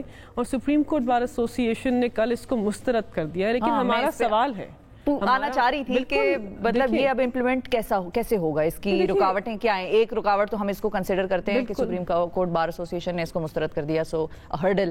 اگلی رکاوٹیں کیا ہوں گی اس کی؟ تو یہ supreme court bar association نے مسترد کیوں کر دیا؟ کہ پاکستان کے وکلاء کی ایک اہم نمائندہ آرگنائزیشن ہے. آپ کا کام ہے نظام عدل میں بہتری لانا, آپ کا کام ہے عام آدمی کے حقوق کی پاسداری کرنا. اگر فوجداری نظام سے عام آدمی کے حقوق بہتر ہو رہے ہیں اور نظام عدل میں بہتری آ رہی ہے تو آپ اس کو مسترد کیسے کر سکتے ہیں؟ ہماری ان سے گزارش ہے, وہ ہمارے وکلا بھائی ہیں, کہ بتائیے, آپ مطالعہ کیجئے, آپ بتائیے کہ اس کے اندر ایسی کون سی چیزیں ہیں جو پاکستان کے نظام عدل کو کمزور کرتی ہیں, عام آدمی کے حقوق کو مجروح کرتی ہیں. جب تک آپ جامع طور پر ہمیں بتا نہیں سکتے, اس کو مسترد کر دینا آئی تھنک یہ بہت افسوسناک ہے. ابھی تو پڑھا بھی شاید نہ ہو پورا. بالکل. اور ہم ان سے یہی تو پوچھ رہے ہیں کہ کون سی ایسی شک ہے جس کے اوپر آپ کا اعتراض ہے. اور سب سے افسوسناک بات یہ ہے کہ ہم نے پاکستان کی ساری بار ایسوسی ایشنز کو, ہائی کورٹ بار ایسوسی ایشنز کو, سپریم کورٹ بار ایسوسی ایشنز کو خط ارسال کیے, آن بورڈ لیا ہوا تھا. جی بالکل, ان کو ڈرافٹ بھیجا اور کہا کہ آپ اس کا مطالعہ کر لیجئے, بتائیں کہ آپ کی کیا سجیشنز ہیں. تو اس وقت آپ نے کچھ نہیں کہا اور اب آپ اس کے اوپر آبجیکٹ کر رہے ہیں, اس کو مسترد کر رہے ہیں. آئی تھنک بہت افسوسناک ہے. امپلیمنٹیشن کے اندر ہمیں بہت سارے مسائل درپیش ہوں گے, لیکن جو ہم نے کورٹس کو, ہائی کورٹ کو اپنی لوور جوڈیشری کی سپرویژن کے اوپر بہتر طریقے سے پابند کر دیا ہے کہ اگر 9 مہینے میں کوئی ٹرائل مکمل ہوگا تو اگر مکمل نہیں ہوا یا 3 سے زیادہ ایڈجرنمنٹس لی گئی تو ہائی کورٹ پھر سوال پوچھے گا کہ آپ نے یہ کیوں کیا. Report ministry of law and justice کے اندر بھی پیش ہوگی. تو اس کے اندر ہم نے کچھ ایسی چیزیں ڈال دی ہیں جیسے چیک اینڈ بیلنس کا جو نظام ہے, اکاؤنٹیبلٹی کا, احتساب کا نظام جو ہے ججز کا, وہ بھی بہتر ہوگا. آف کورس کسی بھی نئے قانون کو عمل درآمد کرانے میں ہمیشہ مشکلات پیش آتی ہیں, لیکن یہ ایک شروعات ہے, یہ ایک کوشش ہے, یہ ایک کاوش ہے جو پہلے 70 سال پہلے نہیں ہوئی تھی. ہم نے ایک کوشش کی ہے. اگر کسی کے پاس کوئی بہتر تجویز ہے تو سامنے آئے, ضرور ہمیں دے, کیونکہ قانون صحیفہ آسمانی نہیں ہوتا, یہ ایک ایوالونگ پروسیس ہے. پاکستان تحریک انصاف نے ایک بنیاد رکھی ہے, آپ اس بنیاد میں اپنا حصہ ڈال دیں, آپ بھی بتائیں کہ اس کے اندر کیا بہتر ہو سکتا ہے. پاکستان کے اندر بڑے مایہ ناز وکیل ہیں, اگر ان کو لگتا ہے اس میں کوئی سخم ہے تو ہم سے بات کریں, لیکن اپنی چیزوں کو ریٹن تحریر کر ہمیں بتائیں. زبانی کلامی بتانے سے کہ میں اس کو مسترد نہیں مانتا, آئی تھنک یہ کافی نہیں ہے, بیکاز یہ ایک بہت امپورٹنٹ کوشش ہے. اس سے شفا عام آدمی جو ہے, جو پاکستان کا کمزور طبقہ ہے, اس کے لیے انصاف کی فراہمی میں, اس کے لیے انصاف کے لیے سفر میں بہت ساری آسانیاں پیدا ہوں گی. اور لاسٹ پوائنٹ, ایک مرسی پٹیشنز کا پروسیس ہے پاکستان کے اندر, بالکل اس کو ہم نے شفاف اور مضبوط کرنے کی کوشش کی. ایک کنیزہ بی بی کا ایک کیس ہے, میں نے کل بھی اپنی اسپیچ میں اس کے بارے میں بات کی کہ ایک عورت نے 30 سال اپنی سزائے موت کا انتظار کرتے ہوئے گزار دیے, پھر اعلیٰ عدالت نے کہا کہ آپ تو ذہنی طور پر بیمار ہیں اس لیے آپ کی سزائے موت کو کمیوٹ ہونا چاہیے. کیا ہمارے نظام عدل میں ایسی ناانصافی کی جگہ ہونی چاہیے جہاں کسی غریب عورت کو 30 سال اپنی زندگی کے کھڑے ہو گئے؟ مطلب دیکھیں، اور ایسے بہت سارے لوگ ہیں ہماری جیلوں کے اندر شاید جن کو وہاں نہیں ہونا چاہیے. تو اس نظام سے ابھی ایک ریسنٹ کیس ہے جس میں کہ ایک عورت کو مرڈر کے اس پہ چارج پہ ڈیتھ ہو گئی اس کی اور بعد میں ایکوٹ ہوئی وہ. اور یہ ایسا سنگین مسکیریج آف جسٹس ہے جو کسی بھی جمہوری نظام کے لیے شرمناک ہے. بالکل صحیح. اب یہ لے تو آئے ہیں آپ لوگ, اب اس کی امپلیمنٹیشن بھی ظاہر کرانی تو گورنمنٹ نے ہوتی ہے. کتنے عرصے میں ہم دیکھیں گے فائنلی کہ اس کو امپلیمنٹڈ ہمیں نظر آنے لگ جائے گا؟ یہ شفا جلد از جلد آئی تھنک اس سال قوانین کو عمل درآمد کرانا, کیونکہ وزارت قانون و انصاف نے جامع طور پر سول پروسیجر کوڈ میں, کرمنل پروسیجر کوڈ میں, اینٹی ریپ لاس کے اندر, وراثتی حقوق کے اندر ہم ترامیم لے کر آ گئے ہیں, نئے قوانین لے کر آ گئے ہیں. اب ہم نے پاکستان کی عدلیہ کے ساتھ مل کر, پاکستان کے وکلاء کے ساتھ مل کر, پاکستان کے ایکٹیوسٹ کے ساتھ مل کر, پاکستان کے میڈیا کے ساتھ مل کر, ہر عام شہری کے ساتھ مل کر, پاکستان کے ہر رکن پارلیمان کے ساتھ مل کر ان قوانین کو عمل درآمد کرانا ہے. یہ ہماری مجموعی ذمہ داری ہے. ایک انسان یا صرف وزارت قانون و انصاف یا پاکستان تحریک انصاف کی حکومت اکیلی نہیں کر سکتی, یہ پوری سوسائٹی کی ذمہ داری ہے. اور انشاءاللہ ہم پرعزم ہیں کہ یہ قوانین عمل درآمد ہوں گے. ہم اس کی کوشش کریں گے اور پاکستان کے عام آدمی کو انشاءاللہ انصاف بھی ملے گا اور ان کے کیسز میں آسانیاں بھی پیدا ہوں گی. اور جس نظام عدل کی ہم نے بات کی تھی ہم اس کو پورا کریں گے اپنے دور اقتدار میں انشاءاللہ. جی بہت شکریہ ادا کریں گے. ملیکہ بخاری صاحبہ ناظرین ہمارے ساتھ موجود تھیں اور فوجداری اصلاحات کے حوالے سے اپڈیٹ دے رہی تھیں کہ حکومت پرعزم ہے کہ ان کو امپلیمنٹ کرائے گی. And that's what Pakistan Tehreek Insaf minute جب وہ حکومت میں آئے تھے اور اس سے پہلے بھی ان کے منشور کا یہ حصہ تھا. تو دیکھتے ہیں کہ کتنا کامیاب ہوگی حکومت ان کو امپلیمنٹ کرانے میں, اور جو اچھی چیز ہو اس کو امپلیمنٹیشن اس کی ضروری ہے. ہم بھی دعا گو ہیں کہ عام آدمی کو انصاف ملے اور اس کی زندگی آسان ہو. ایک وقفہ لیتے ہیں, وقفے کے بعد بات کریں گے اپوزیشن کے حوالے سے. اسٹے ود اس.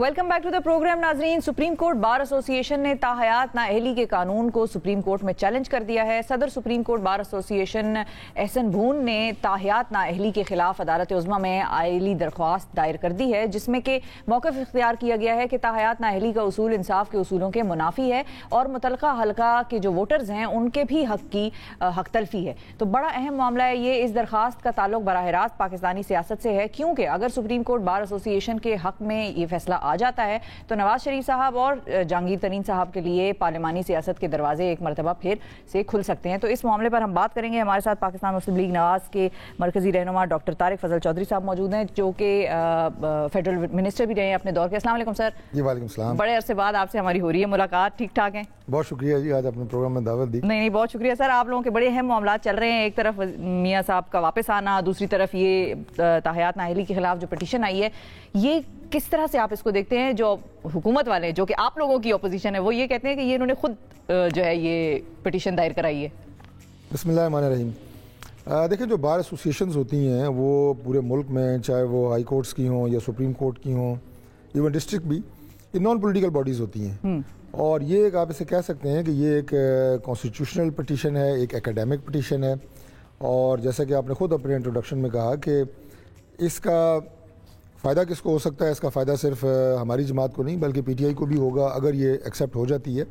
اور اس کے پیچھے جو گراؤنڈز ہیں اگر اب وہ دیکھیں, میں اس بات کے تو بالکل آپ یہ کہیں کہ اخلاقی طور پہ ضرور میں یہ کہوں گا کہ جن لوگوں نے, کسی نے بھی اگر پاکستان کی قومی دولت کو نقصان پہنچایا یا اسے لوٹا ہے تو وہ تاحیات بے شک نااہل ہوں. لیکن یہ جو ایک بات ہے یہ میرا خیال ہے کہ ابو پارٹی لائنز ہے, ابو پالیٹکس ہے. تو آگے دیکھیں, آگے چل کے پتہ چلے گا. میرا تو خیال یہ ہے کہ اس وقت جو سپریم کورٹ ہے وہ بالکل میرٹ پہ دیکھے گی, اور انہوں نے جو پوائنٹس اٹھائے ہیں, جن گراؤنڈز پہ یہ پٹیشن کی ہے سپریم کورٹ بار نے, وہ کافی ویلڈ نظر آتے ہیں. صحیح ہے, لیکن بار ایسوسی ایشنز کی بھی پولیٹیکل ایک ہوتی تو ہے سلسلہ, یہ تو آپ کو پتہ ہی ہے. مطلب وہ پی ٹی آئی والے یہ کہتے ہیں کہ ان کے بندے موجود ہیں ان ایسوسی ایشنز میں اور انہوں نے جو ہے ان کی ایما پر ہوا ہے. وکلاء کی سیاست ضرور ہوتی ہے, اس میں کوئی شک نہیں, ہر جماعت کے اپنے لائرز. کیونکہ پی ٹی آئی میں جہانگیر ترین صاحب کو تو اس طرح سے اب وہ پارٹی اس طرح سے اون ہی نہیں کرتی نا. وہ تو کہتے ہیں کہ بس دیکھیں خان صاحب نے دیکھا کہ ان کا ساتھی جو ہے وہ ایک طرح سے کسی چیز میں انوالو تھا گھپلے میں, ان کو خان صاحب نے سائڈ پہ کر دیا, خان صاحب نے سائڈ پہ کر دیا تو ہم نے بھی سائڈ پہ کر دیا. تو جہانگیر ترین کو اتنا فائدہ نہیں ہے جتنا آپ کی पार्टी को फायदा है। जहांगीर तरीन बेचारे के जहाज़ को तो उन्होंने इस्तेमाल किया जिस तरह रिक्शा इस्तेमाल होता है लाहौर में, और आपको वो करने के बाद उसके पीछे पड़ गए हैं, इसमें कोई शक नहीं है। लेकिन आप ये भी देखें कि जो चीनी के मेगा करप्शन स्कैंडल्स आए उसमें उनका नाम आया। अनफॉर्चुनेटली मैं नहीं कह रहा वो इन्वॉल्व थे या नहीं थे, सही, लेकिन तहकीकात जारी थी, उन पर FIR भी हुई। उसके बाद उन्होंने 1-2 खाने किए जिसमें पाकिस्तान तहरीक इंसाफ के बड़ी अक्सरीती तादाद में मेंबरान मौजूद थे। तड़ी लग गई, फिर बाकी उसके बाद सारे केसेस वापस हो गए, FIR भी ख़त्म हो गई। FIA ने कहा हमें तो ये बंदा चाहिए ही नहीं। तो ये सारी मामलात भी आपके सामने हैं, विच इज़ वेरी अनफॉर्चुनेट। सही है जी। अच्छा, आपसे हम और भी बात करेंगे, शहजाद अकबर साहब के हवाले से भी आपसे पूछेंगे कि आप लोगों की पार्टी में अंदर क्या चहमगोइयाँ चल रही हैं कि why was he Saint packing. लेकिन एक छोटे से वक्फे के बाद नाजरीन हमारे साथ ही रहिए।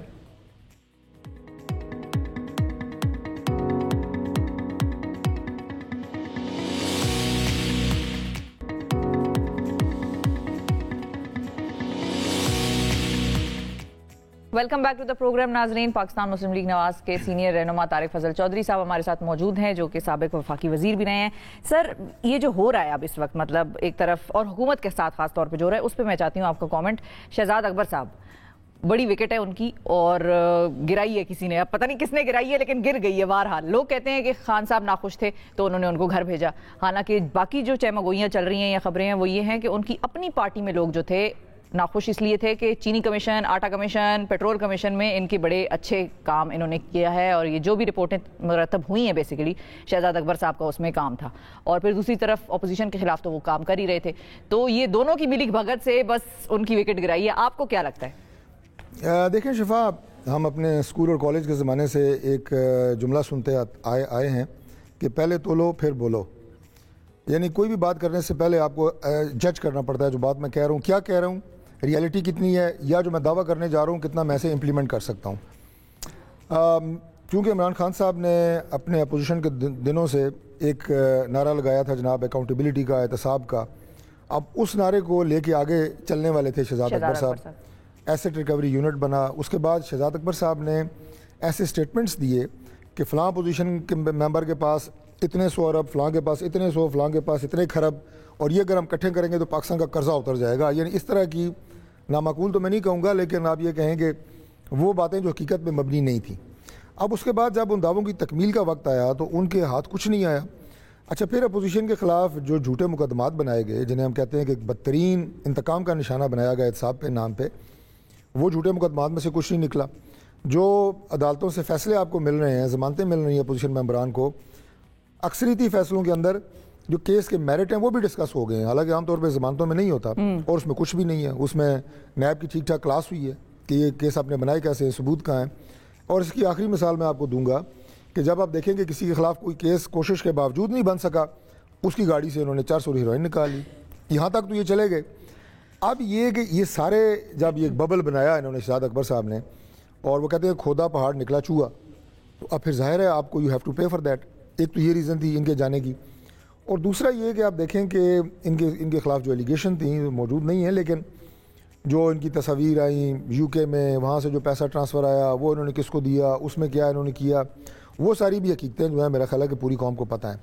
तो ये मेरा ख्याल है चंद वजूहत थी जिनकी बुनियाद पे उन्हें अपना ब्रीफ केस पैक करना पड़ा, और अगर चंद दिनों में मुल्क से बाहर होंगे वो, और यही हाल इनके इमरान खान साहब के तकरीबन 80% से ज़ायद जो एडवाइज़र और मुशीर हैं वो पाकिस्तान में आपको नज़र नहीं आएंगे। चल चलाओ का वक्त वैसे भी इनका करीब है, और आप देखेंगे कि ये लोग मैं किराए के तर्जुमान कहूँ या क्या कहूँ। और सबसे बड़ी से तमज़रीफ़ी ये कि अभी आपने बात की है तो थोड़ा सा बात को आगे बढ़ाऊँ जी कि जब गवर्नमेंट को ये ज़रूरत पड़ जाए कि उनके सीनियर तरीन मिनिस्टर और उनके वज़ीर दाखिला जैसे लोग ये कहने पे मजबूर हो जाएं कि हमारे सर पे एक हाथ है और हमें कोई हिला नहीं सकता, तो अगर आप उस हाथ की वजह से, उस हाथ की छाँव की वजह से आप हुकूमत कर रहे हैं, और उस हाथ का डरावा आप अपने जो मेंबरान हैं आपके इत्तेहादी उनको दे रहे हैं, या उन लोगों को दे रहे हैं जो आपकी सफ़ों के अंदर सच बोल रहे हैं या आपके ख़िलाफ़ बात कर रहे हैं, तो फिर आप उस हुकूमत की जो स्ट्रेंथ है या उसकी जो उस पर सवाल हो सकता है, सवाल हो सकता है। लेकिन उनकी तरफ से ये भी सवाल आते हैं, वो ये कहते हैं कि शहजाद अकबर का जाना जो है वो बेसिकली किसी डील का नतीजा था, जो कि दूसरी पार्टियों से डीलें जिनकी चलनी थी उनकी चल रही हैं, तो उन्होंने बेसिकली शहजाद अकबर साहब को रोकने के लिए कि भाई ये डील का पार्ट है, आप काम ना करें, उन्होंने कहा मैं तो वही करूंगा जो खान साहब कहेंगे। तो बस फिर इधर कोई अनबन हो गई और उन्होंने कहा भाई चलता करो इनको, क्योंकि वो डील नहीं हो सकती अनलेस अगर ये काम करते रहेंगे केसेस पे। मैं दोबारा ये बात कहूँगा कि 3.5 साल का अरसा बहुत बड़ा अरसा होता है, اور شہزاد اکبر صاحب کے بارے میں آپ تو ماشاءاللہ ایک باخبر صحافی ہیں. ان اداروں کے اندر جہاں پہ کوئی دوسرا شخص مداخلت نہیں کر سکتا, ان اداروں میں بھی ان کا روب اور دبدبہ چلتا تھا. یعنی آپ ایف آئی اے کی بات کر رہے ہیں, انٹیریئر کہہ لیں, آپ نیب کہہ لیں, دیگر ادارے کہہ لیں, وہاں عمران خان صاحب کی اشیرباد کی وجہ سے انہیں کھلی ایکسیس تھی. تو 3.5 سال میں بھی اگر آپ کوئی ایسا ٹھوس شواہد نہ لا سکیں, اور شواہد یہ نہیں ہوتے کہ یہاں پہ کسی پی ٹی آئی کے ممبر کو لا کے یہاں بٹھا دیں تو وہ ان کے پاس ایک پورا ایک ٹیبل بنا ہوا ہے, رٹی ہوئی چند چیزیں ہیں, فلاں پاپڑ والا, فلاں کلفی والا, فلاں وہ اس کے اکاؤنٹ میں اتنا, اس کو بھائی یہ سارے اعداد و شمار یہ ٹاک شو میں دینے کے تو نہیں ہیں. انہیں آپ دیں, نیب کو دیں, عدالت میں جا کے دیں. اور ہم سے کیا جاتا ہے جی آپ بتائیں, بھائی ہم نے جو بتانا ہوتا ہے ہم جا کے عدالتوں میں بتا رہے ہیں. سر آپ بھی تو ٹاک شو میں بتاتے ہیں نا.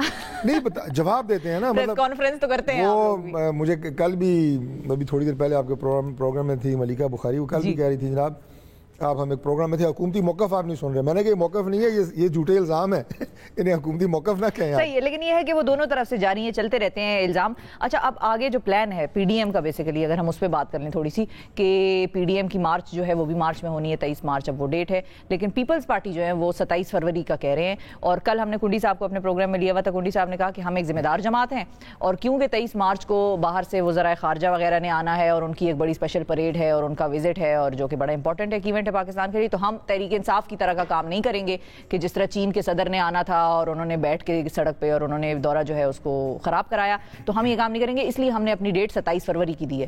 تو آپ لوگوں کو نہیں لگتا کہ آپ لوگ بھی اس ڈیٹ کو آگے کر لیں یا پیچھے کر لیں, یا 23 مارچ از فائنل؟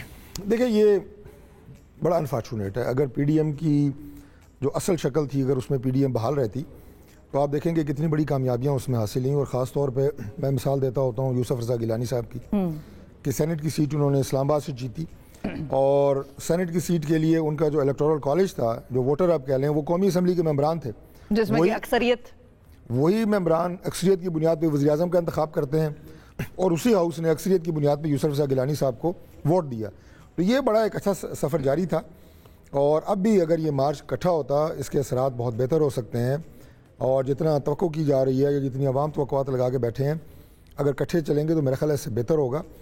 اور منزل خاص طور پہ اگر ایک ہو تو آپ کی کسی نہ کسی چوک میں ملاقات ہو جاتی ہے. چوک میں تو ملاقات ہو سکتی ہے, اس میں کوئی ایسی وہ بات نہیں ہے. مطلب میں تو ہمیشہ اس سلسلے میں آپٹمسٹک رہتا ہوں. صحیح ہے, لیکن ڈیٹ پہ ہے کہ وہ ڈیٹ کو وہ وزرائے خارجہ آئیں گے, دوسری طرف آپ لوگ انسٹیبلٹی دکھا دیں گے ان کو, تو اچھا میسج تو نہیں جائے گا. تاریخوں کے اعلان تو ہو چکے ہیں. ابھی جو 2 دن پہلے پی ڈی ایم کی میٹنگ یہاں اسلام آباد میں سربراہی اجلاس ہوا, اس میں سوال کیا گیا پی ڈی ایم کے صدر مولانا فضل الرحمان صاحب نے, انہوں نے ڈیٹ چینج کرنے کا تو نہیں کہا. اچھا, لیکن بہرحال دیکھیں قیادت کے آپس میں انڈور رابطے رہتے ہیں, اللہ بہتر کرے گا انشاءاللہ. لیکن اب اس مارچ کا مقصد ہے کیا فائنلی, جو آؤٹ کم آپ لوگوں نے اپنی ایکسپیکٹڈ رکھی ہوئی ہے سامنے, جھنڈا کدھر لگانا ہے؟ مطلب وزیر اعظم ہاؤس پہ ان کو چلتا کرنا ہے, کریں گے کیا؟ دیکھیں کسی بھی غیر آئینی طریقے سے تو میں نہیں کہوں گا کہ حکومت کو گھر جانا چاہیے, کیونکہ یہ ایک ایسی روایت قائم ہو جاتی ہے کہ جمہوریت کو نقصان ہوتا ہے. لیکن اگر آپ عوامی دباؤ اور عوامی پریشر کو دیکھیں تو وہ بھی آپ یہ کہیں کہ جیسے پریشر کوکر میں ایک سٹیم بن رہی ہوتی ہے نا, اس طرح عوام کے جذبات ہیں جو کہ اب برداشت سے باہر ہو چکے ہیں. اور میں اس کو بالکل اگر سادہ الفاظ میں کہوں تو ایک عام آدمی کی جو زندگی ہے وہ بہت مشکل ہو گئی ہے. ہم آپ کو دیکھتے ہوں گے, آپ دوبارہ میں یہ کہوں گا کہ حکومتی ممبران جو ہیں وہ کچھ اعداد و شمار لے کے آتے ہیں, معیشت کے بارے میں کچھ فگرز ان کے پاس ہوتی ہیں, کچھ انگریزی بولتے ہیں, کچھ اشاریے ادھر ادھر کرتے ہیں. لیکن ہمارے جو 4-5 چیزیں ہیں ایک عام پاکستانی کی 80% سے زائد, وہ کیا ہیں؟ وہ اس کے گھر کی روٹی ہے 3 وقت کی, بچوں کی والدین کی دوائی ہے, بچوں کی فیس ہے, گھر کا کرایہ ہے, بجلی گیس کے بل ہیں. یہ چند چیزیں اگر پوری نہیں ہو رہی, ایک چیز آپ کر رہے ہیں دوسری شارٹ ہو رہی ہے, وہ کر رہے ہیں تیسری شارٹ ہو رہی ہے, تو ہمارے 80% پاکستانی بیچارے اسی چکر میں پڑے ہوئے ہیں کہ ان کی یہ روزمرہ زندگی کے معاملات پورے نہیں ہو رہے. اور 1 کروڑ سے زائد جو ابھی آج کل ریسرچ آ رہی ہیں, ڈیٹا آ رہا ہے, اس میں 1 کروڑ سے زائد لوگ اس دور میں سطح غربت سے نیچے گئے ہیں. سطح غربت کیا ہے؟ کہ جنہیں 3 وقت کا کھانا میسر نہیں ہے, یہ اس لیول کو کہتے ہیں. تو اس میں عوام ظاہر تنگ ہیں, چاہتے ہیں کہ کوئی لیڈ کرے, ہم نکلیں. اور اب اس کا نتیجہ وزیر اعظم کی استعفے کی شکل میں ہو سکتا ہے, ووٹ آف نو کانفیڈنس کی شکل میں ہو سکتا ہے. نہیں, لیکن وہ لیڈ کی آپ نے بات کی ہے, وہ لیڈ کون کر رہے ہیں؟ فضل الرحمان صاحب, کیونکہ میاں صاحب تو انگلینڈ میں ہیں, وہ کیا آئیں گے واپس؟ ان کا کیا ہے پلان؟ جاوید لطیف صاحب کو 2-3 دن پہلے میں سن رہی تھی، وہ کہتے ہیں وہ آ رہے ہیں بس وہ 3 ایسے بتا رہے تھے جیسے 3 ہفتے شاید رہتے ہیں ان کے آنے میں. بات تو یہ ہے کہ اگر اپوزیشن کے کچھ ممبران یہ سمجھتے ہیں، کیونکہ یہ بات وہ کرتے رہتے ہیں اس لیے میں اس کا جواب دے رہا ہوں کہ میاں نواز شریف صاحب کا رول کوئی پاکستان کی سیاست میں ختم ہو گیا ہے، تو ظاہر ہے یہ ان کی بھول ہے. میاں نواز شریف صاحب بے شک لنڈن میں ہیں لیکن پاکستانی سیاست میں آج بھی وہ ایک بنیادی اور کلیدی کردار ادا کر رہے ہیں، اور اپنی جماعت کو تو وہ لیڈ کر رہے ہیں قائد کی حیثیت سے. باقی ان کی جماعت ساری یہاں پہ ہے، صدر جماعت میاں شہباز شریف صاحب یہاں پہ ہیں، لیڈر آف اپوزیشن ہیں، ہمارے دیگر سینئر رہنما موجود ہیں، مریم نواز صاحبہ موجود ہیں، حمزہ صاحب لیڈر آف اپوزیشن ہے پنجاب میں. تو یہ کوئی انشاءاللہ شک میں نہ رہے کہ اس مارچ کی شدت میں کوئی کمی ہوگی یا اس میں کوئی جوش و خروش کم ہوگا یا لوگوں کی تعداد اس میں کم ہوگی. یہ ایک بڑا بھرپور انشاءاللہ تعالیٰ مارچ ہوگا. صحیح ہے. اور میاں صاحب کی واپسی؟ دیکھیں میاں صاحب کی واپسی کے حوالے سے تو جب وہ گئے تھے آپ کو پتہ ہے عدالتوں کے ذریعے گئے، اس میں چونکہ بہت سارے لوگ باتیں کرتے ہیں. نہیں، شیریں مزاری صاحبہ باقاعدہ روئی تھیں، وہ تو وزیر اعظم کہتے ہیں کہ یہ تو شیریں بس رو پڑی تھی تو میں نے جانے دیا. اس وقت کوئی جو پوزیشن تھی ان کے اپنے بنائے ہوئے میڈیکل بورڈز تھے، سب نے میاں صاحب کو کہا کہ انہیں جانا چاہیے. تو آپ دیکھیں کس وقت انہیں اجازت ملتی ہے لندن سے کہ وہ واپس آئیں.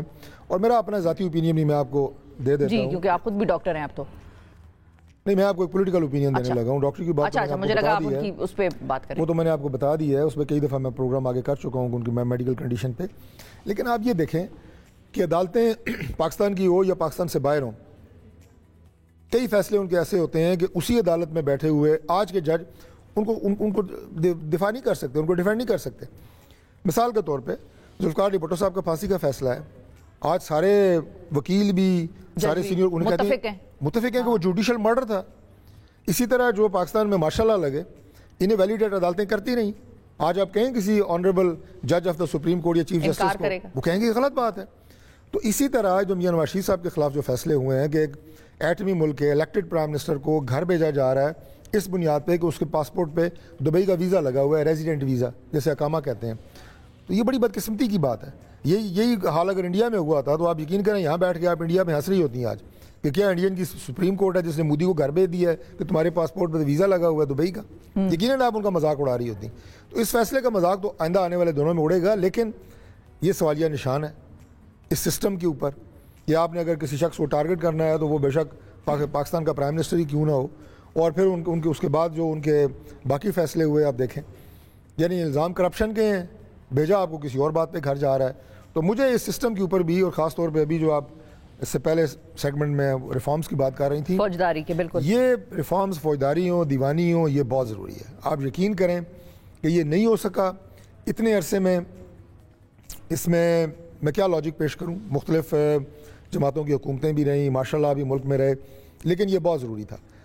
اور 18 20 سال ہو جاتے ہیں، قتل کے مقدمے جیسے سنگین مقدمات کے فیصلے نہیں ہوتے، ڈکیتیوں جیسے مقدمات کے فیصلے نہیں ہوتے.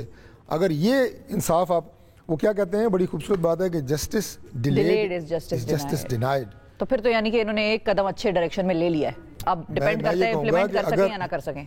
پریکٹیکلی اگر ان کے یہ جو ریفارمز کی بات انہوں نے کی ہے، اگر یہ وہ ان ٹارگٹ اور اہداف کو حاصل کر لیتا ہے تو یہ اچھی بات ہوگی. ملک اور نظام کے لیے کوئی بھی بات جو پروڈکٹیو ہو، بینیفیشل ہو، عوام کے فائدے میں ہو اور انصاف کے اصول کو یقینی بنائے، وہ اچھی بات ہے. بہت شکریہ ادا کریں گے ڈاکٹر طارق فضل چودھری صاحب. ناظرین ہمارے ساتھ موجود تھے پاکستان مسلم لیگ نواز کے سینئر رہنما اور سابق وفاقی وزیر. ایک وقفہ لیتے ہیں، وقفے کے بعد آپ کی خدمت پہ دوبارہ حاضر ہوں گے. Stay with us.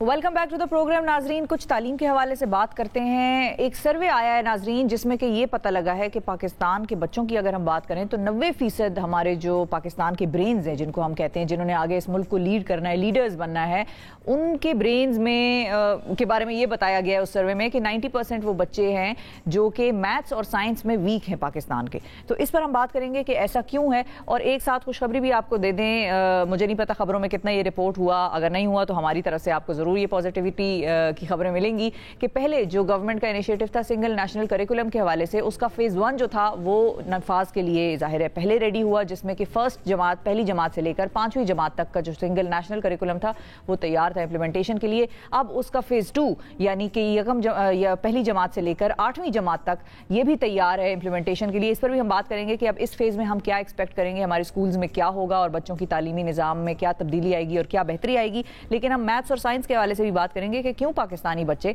मैथ्स और साइंस में कमज़ोर हैं। और हमारे साथ मौजूद हैं director national curriculum council Maryam Chughtai साहिबा, जिन्होंने कि सिंगल नेशनल करिकुलम पे बड़ा काम भी किया है। So she is one of those people जिन्होंने कि आगे अब ये ब्रेन्स जो है हमारे डेवलप कर रहे हैं। अस्सलाम वालेकुम मरियम। अस्सलाम वालेकुम। बहुत शुक्रिया Maryam for being on the show. कैसी हैं? मैं बिल्कुल ठीक हूँ, आप बताएं। अल्हम्दुलिल्लाह ठीक ठाक। मरियम, सबसे पहले तो ये बताएं कि जो फेज़ 2 अब शुरू होने वाला है सिंगल नेशनल करिकुलम का फेज़ 1 में था क्लास 1 टिल क्लास 5, अब है ये क्लास 1 टिल क्लास 8। इसके बारे में थोड़ा सा एक्सप्लेन करें, ये क्या होगा अब इसके बाद तब्दीली?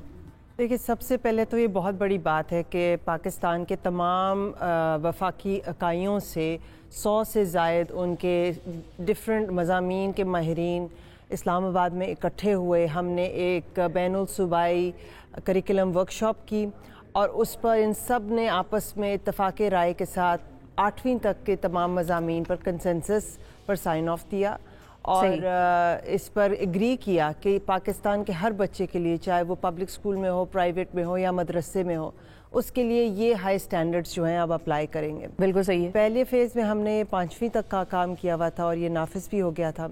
कई दफ़ा कुछ बड़े हुकूमत के प्रोजेक्ट्स होते हैं जो स्टार्ट ले लेते हैं लेकिन उससे आगे नहीं पहुँचते।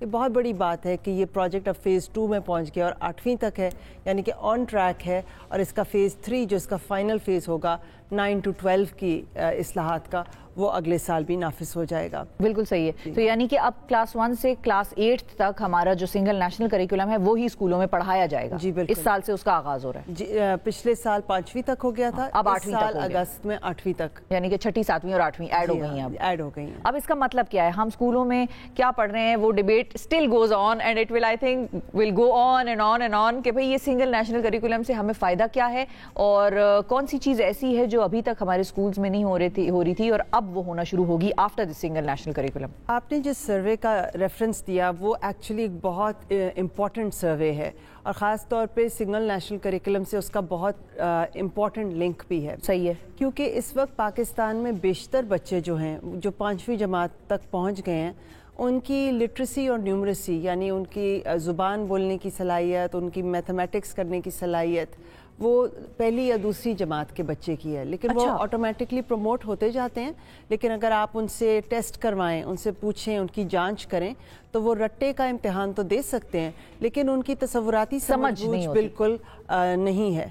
और इस सर्वे ने ये चीज़ जो हमारा अंदाज़ा था उससे भी ज़्यादा बच्चों को इसमें नुमाया किया है कि आपका जो तालीमी निज़ाम है इस वक्त वो पाकिस्तान के बेशतर बच्चों को उनके साथ नाइंसाफ़ी कर रहा है। क्योंकि उनको 5वीं का, 8वीं का, मैट्रिक का उनको सर्टिफिकेट या पासिंग तो मिल जाती है लेकिन उनको कुछ ऐसा सीख नहीं रहे वो स्कूल। बेसिकली आता जाता उस तरह से कुछ नहीं है। और इस सर्वे के हवाले से लोग ये भी पूछेंगे कि भाई सैंपल साइज क्या था, तो ये भी हम आपको बता दें कि 5वीं, 6ठी और 8वीं जमात के जो तालिब इल्म थे उनसे ये सर्वे किया गया, उनसे उनकी ओपिनियंस जाने गए और 15,000 टोटल तालिब इल्म थे जिन पर कि ये सर्वे जो है वो मबनी था। तो सैंपल साइज हमारे पास 15,000 था जिसमें से कि 90% ने कोई सेटिस्फैक्ट्री रिजल्ट्स नहीं दिए मैथ्स और साइंस के हवाले से।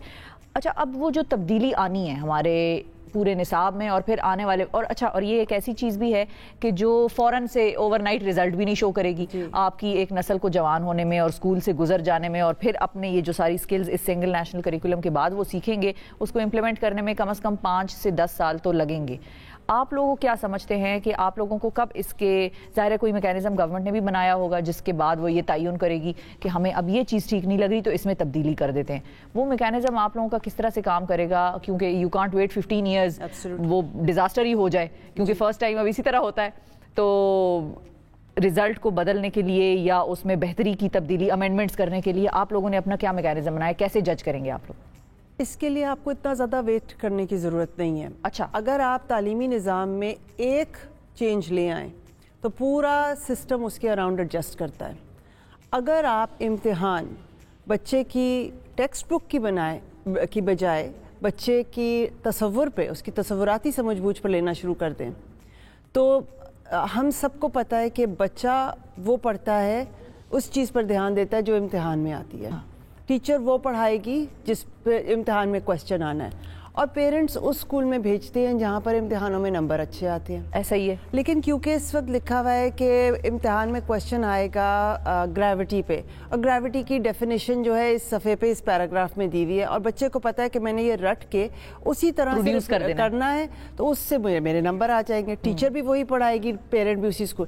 لیکن اگر امتحان اس پہ ہے کہ 3-4 سوال دیے ہوئے ہیں, 3-4 سینیریو بتائے ہوئے, اور بچے کو ان میں سے کس میں گریوٹی آپ کو نظر آ رہی ہے, اور وہ مشکل سوال ہے, بچے کے کانسیپٹ کو ٹیسٹ کر رہے ہیں, صحیح ہے, تو بچہ ایک کتاب سے زیادہ سے پڑھے گا.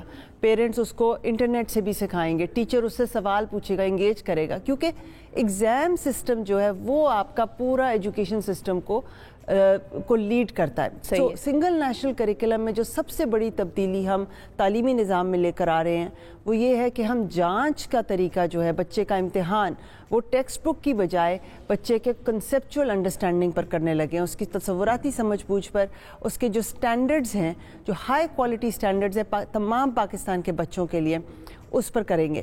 تو اس پر کام کرنا جو ہے وہ سٹیپ بائی سٹیپ چلے گا, اور میرا خیال ہے کہ 1-2 سال میں یہ ٹرانزیشن ہم ایک بڑی لارج اسکیل پر دیکھنا شروع کر دیں گے. اچھا, اور ایک اور سوال بھی ہے کہ ظاہر ہے سیکھیں گے بچے تب جب سکھانے والا ان کو وہ کانسیپٹس دکھائے گا یا سکھائے گا, اور پیرنٹس بھی ایک حد تک ہی بچے کی پڑھائی میں آج کل انوالو ہو سکتے ہیں, کیونکہ ان کا کریکولم اتنا مشکل ہے کبھی کبھی کہ وہ پیرنٹس کہتے ہیں ہمیں تو سمجھ نہیں آتا, تو we have to hire the tutors کہ وہ آئیں اور بچوں کو پڑھائیں, اور اسکول میں ٹیچرز تو پڑھا نہیں رہے, یا اس قسم کا بھی ہوتا ہے پرابلم. لیکن ٹیچرز کی ٹریننگ کے لیے کہ ٹیچرز پہلے خود سمجھ جائیں وہ کریکولم کیا ہے, بچے کو کیا کانسیپٹ دینا ہے تاکہ آنے والی زندگی میں وہ اس پہ اپنی بنیاد رکھ سکے, وہ کیسے یقینی بنائیں گے ٹیچرز؟ جی بالکل, آپ نے بڑا اچھا یہ سوال پوچھا, کیونکہ اکثر یہاں پر جب سے سنگل نیشنل کریکولم کی بات ہو رہی ہے تو کیونکہ سب سے پہلے سٹینڈرڈز آئے تھے, جو لسٹ ہوتی ہے کہ ہر ایج میں ہر مضمون میں بچے کو کیا آنا چاہیے, تو اسی کو سب لوگ کریکولم کہہ رہے ہیں. لیکن کریکولم کے 4 حصے ہوتے ہیں, سٹینڈرڈز, ٹیکسٹ بکس, ٹیچرز اور ٹیسٹنگ یعنی اس اسیسمنٹ, اس کی جانچ. تو یہ ایک گاڑی کے 4 پہیوں کی طرح ہے, اگر ان میں سے ایک پہیا بھی مسنگ ہے یا صحیح نہیں کام کر رہا تو یہ گاڑی نہیں چل سکتی. لہٰذا ابھی کیونکہ سٹینڈرڈز پر کام ہوا ہے, درسی کتب پہ کام ہوا ہے, لیکن جب تک آپ ٹیچرز پر کام نہیں کرتے, اور ٹیچرز پہ کام ایک نئے طریقے سے, کیونکہ ٹیچرز کی ٹریننگ تو پاکستان میں بہت ہوتی ہے لیکن اس ٹریننگ کا کوئی فائدہ نہیں ہو رہا, تو ٹیچر ٹریننگ کو ایک نئے طریقے سے کرانا ہے اور اسکیل پہ کرانا ہے, ٹیکنالوجی کا استعمال کر کے کرانا ہے. انڈیا اور بنگلہ دیش میں اس پہ بہت کام ہو بھی رہا ہے, ہم بہت کچھ سیکھ سکتے ہیں. تو یہ کام کر کے تو پھر آپ اس پوائنٹ پہ پہنچیں گے کہ آپ کہیں گے کہ سنگل نیشنل کریکولم یہ ہے اور اس میں تبدیلی آپ کو نظر آ رہی ہے. لیکن ہم بڑی جلدی سوچتے ہیں کہ بس یہ نصاب بن گیا تو پتہ چل جائے, سٹینڈرڈز بن گئے ہیں تو اب کیوں نہیں نظر آ رہا ہے. It takes time. بالکل صحیح ہے. لیکن وہ پھر ٹیچرز ٹریننگ کے لیے آپ لوگوں کے پلانز کیا ہیں؟ وہ جو آپ کہہ رہی ہیں کہ اوور آل ایک ٹیچر کی میسو اور اگریسو کیمپین ہونی چاہیے, لیکن ظاہر ہے اس میں پرائیویٹ اسکولز کا اپنا ایک ہوتا ہے موڈ اور اپنا بجٹس ہوتے ہیں. گورنمنٹ اسکولز پہ تو پھر آپ لوگ امپلیمنٹ کرا دیں گے, لیکن ٹیچرز کی تعداد بھی اتنی زیادہ ہے کہ وہ یا تو فیز آؤٹ آپ لوگ ان کو کریں گے کہ فیزز میں ہو, وہ کیا پلان ہے ٹیچرز کے حوالے سے آپ لوگوں کا؟ ٹیچرز ہمارے ان کو سب سے پہلے لوگ ان کے اوپر بات کرتے ہیں کہ ٹیچر خراب ہے, لیکن یہ ٹیچر جو ہے یہ اسی تعلیمی نظام سے نکلے ہیں. بالکل. اور ایک بہت بیسک پرنسپل ہے کہ ٹیچرز ٹیچ ہاؤ دے ور ٹاٹ. اگر ان بچوں نے, ان ٹیچرز نے جب یہ اسکولوں میں تھے, انہیں کوئی کانسیپٹ بیسڈ لرننگ نہیں دی گئی, ان کو اسکولوں میں مارا گیا, اسکولوں میں ملٹی گریڈ ٹیچنگ تھی, کوئی فیسلٹیز نہیں تھی, تو ان کے لیے آپ کو ایک بڑا کیئرفلی ایک اڈلٹ لرننگ پروگرام بنانا ہوگا جن سے ان کے بھی کانسیپٹس ذرا کلیئر ہوں اور ان کو پراپر ٹیچنگ پروفیشن کو ایک اس کا معاشرے میں اسٹیٹس دیا جائے. اس کے لیے single national curriculum project team کا یہ پلان ہے کہ پاکستان میں بہت سے ایسے ادارے ہیں جو اسمال اسکیل پہ, چاہے وہ این جی او ہیں یا وہ پرائیویٹ سیکٹر میں, وہ اچھی کوالٹی کی ٹیچر ٹریننگ کرا رہے ہیں. ہمیں اپنے پرائیویٹ سیکٹر کو اپنا پارٹنر بنانا ہے کہ جو بچے پیچھے رہ گئے ہیں, جو ٹیچر جن کو ضرورت ہے, ان کو بھی کھینچ کر آگے کریں, بجائے اس کے کہ ہم پرائیویٹ سیکٹر کو اس طرح سے بلیم کریں کہ جی آپ تو آگے نکل گئے, ہم پیچھے رہ گئے. وہ ہم مل کے ہی اس نظام کو بہتر کر سکتے ہیں. اور یہ بہت بڑی بات ہے کہ پاکستان میں ایسے اسکول ہیں, ایسے ٹیچر ہیں جو بہت اچھی ٹیچر ٹریننگ کے تحت بہت اچھا کام بھی کر رہے ہیں. تو آئی ایم کوائٹ ہوپ فل کہ ہم اس پہ اچھا کام کر سکتے ہیں. دس ول گیو پازیٹیو آؤٹ کمس. اچھا ہمارے ساتھ ایک کالر ہیں نوشین گوہر صاحبہ ہیں سلا والی سے. السلام علیکم. وعلیکم السلام. جی نوشین صاحبہ کیا پوچھنا چاہیں گی؟ ہمارے ساتھ ڈائریکٹر نیشنل کریکولم کاؤنسل بیٹھی ہیں. ہاں جی میں یہ کہنا چاہتی ہوں کہ بالکل بھی اچھا پڑھاتے نہیں ہیں بچوں کو. ٹھیک ہے صرف ٹیچرز کے حوالے سے آپ نے بات کرنی ہے. وہ کہنی ہے اچھا پڑھاتے نہیں ہیں بچوں کو. بات کر رہی ہوں میں.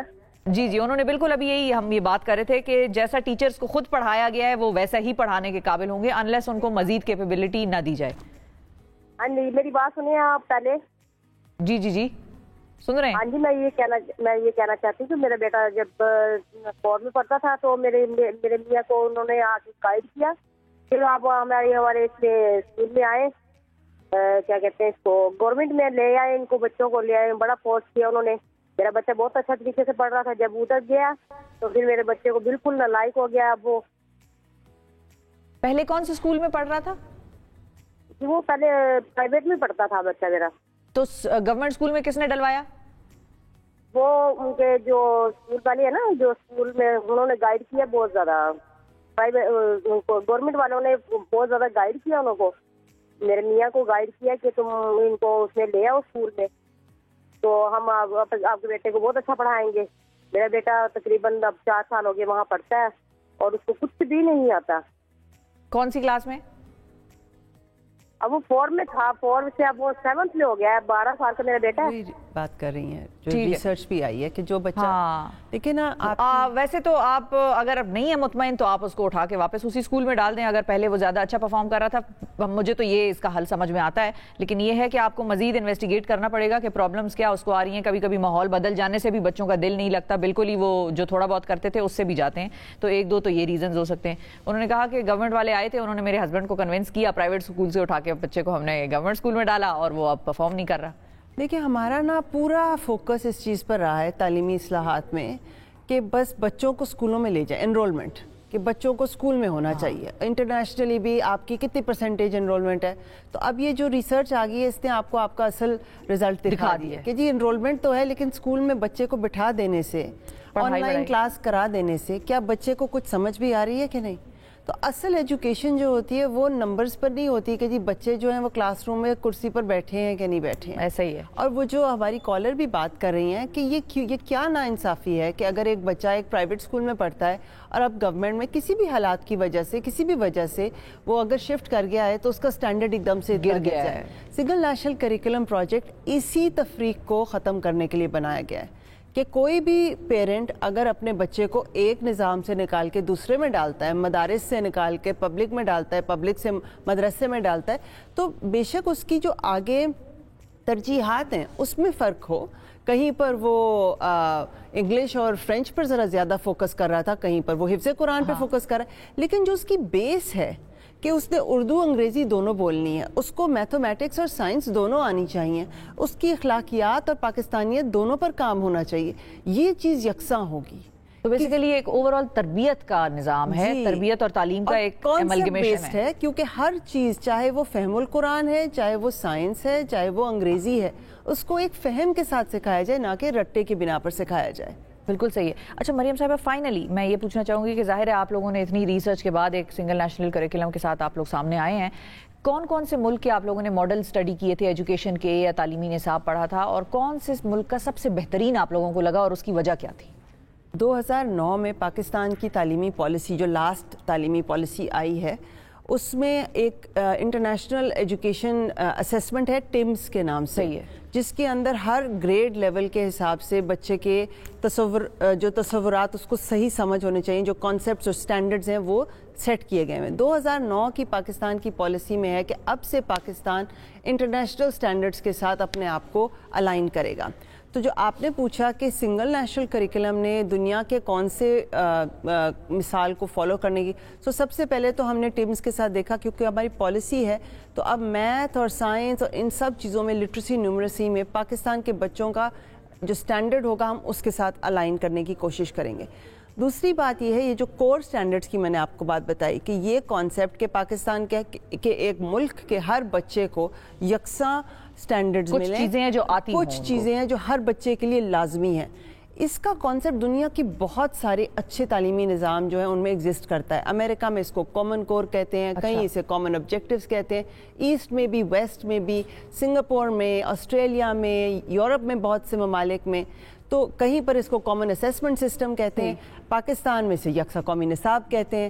تو اس پر یہ جو بات آتی ہے کہ جی آپ نے کیا سوچ کے کیا, آپ ذرا دیکھیں تو صحیح دنیا میں جو بھی اچھے نظام ہیں اور وہ اسی کو فالو کر رہے ہیں کہ ایک کامن کور ہوتا ہے اور اس کے اوپر آپ سپیس دیتے ہیں اڈیپٹیبلٹی کی بھی, کہ اگر آپ سندھ میں ہیں اور سندھ کی ترجیحات میں ہے کہ بچہ سندھی بھی پڑھے گا تو پڑھائیں اس سے اوپر. اگر بچہ ملٹی گریڈ ٹیچنگ میں ہے یا آؤٹ آف اسکول چلڈرن میں آتا ہے, اس نے کم وقت میں زیادہ پڑھائی کرنی ہے, تو آپ اس کے حساب سے اڈیپٹ کر لیں. میرا تعلق خیبر پختونخوا سے, میرے پیرنٹس کو پشتو لکھنی آتی ہے.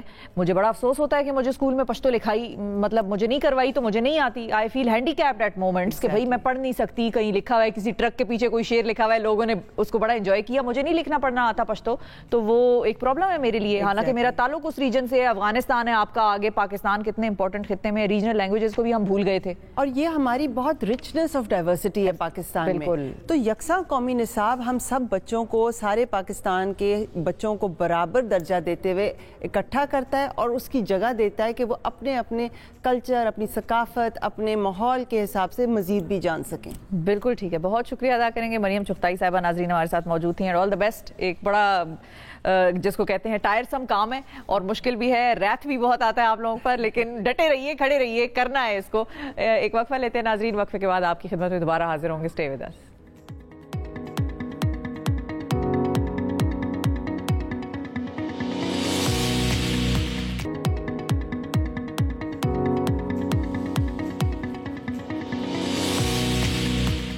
Welcome back to the program ناظرین. اب آزاد کشمیر کی عوام اپنی شکایات کے لیے براہ راست پولیس کے آئی جی جو سربراہ ہوتے ہیں, بیسیکلی آئی جی آزاد کشمیر سے بات کر سکتے ہیں.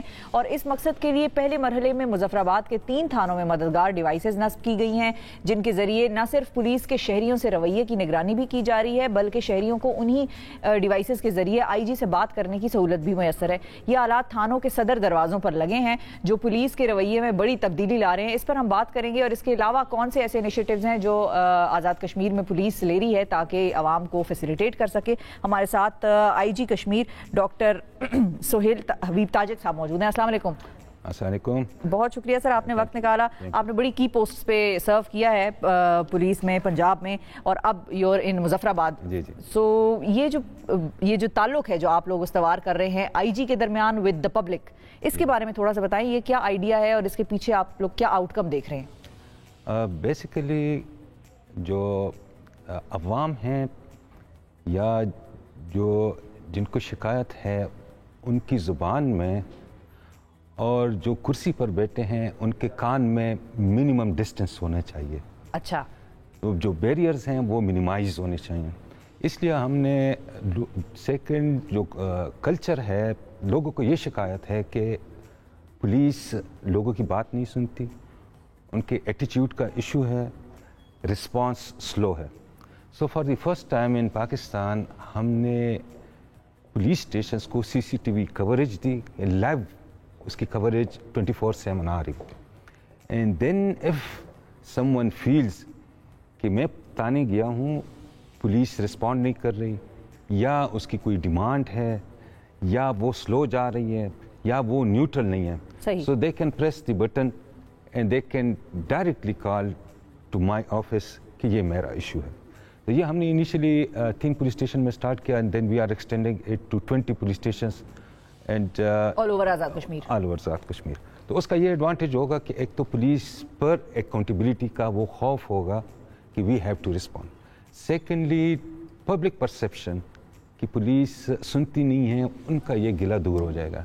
تھرڈ جو ہے, جو درمیان میں بیریئرز ہوتے ہیں, بڑے دروازے ہوتے ہیں, اس پر جو گارڈز ہوتے ہیں, آپ کو چوٹتے نہیں ہیں, تو ان کی یہ لوگوں کی یہ شکایت بھی ختم ہو جائے گی. So this is how we are changing the culture. Police station initially consider ہوتا تھا کہ it's like a blind spot, جہاں پر کوئی چلا گیا تو we don't know what is going to happen. So we are eliminating, وہاں ہم روشنی پھیلا رہے ہیں, وہاں ہم اس کو لائیو کوریج دے رہے ہیں.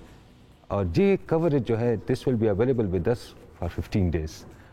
सो अगर कोई incident with in the police station हो जाए या किसी को कंप्लेंट हो तो it will be resolve, we can see that. बिल्कुल ठीक है। और अच्छा, इसमें हम एक और नई चीज़ इंट्रोड्यूस कर रहे हैं, again this is very unique, कि जितने भी हवालात हैं वो बायोमेट्रिक होंगे।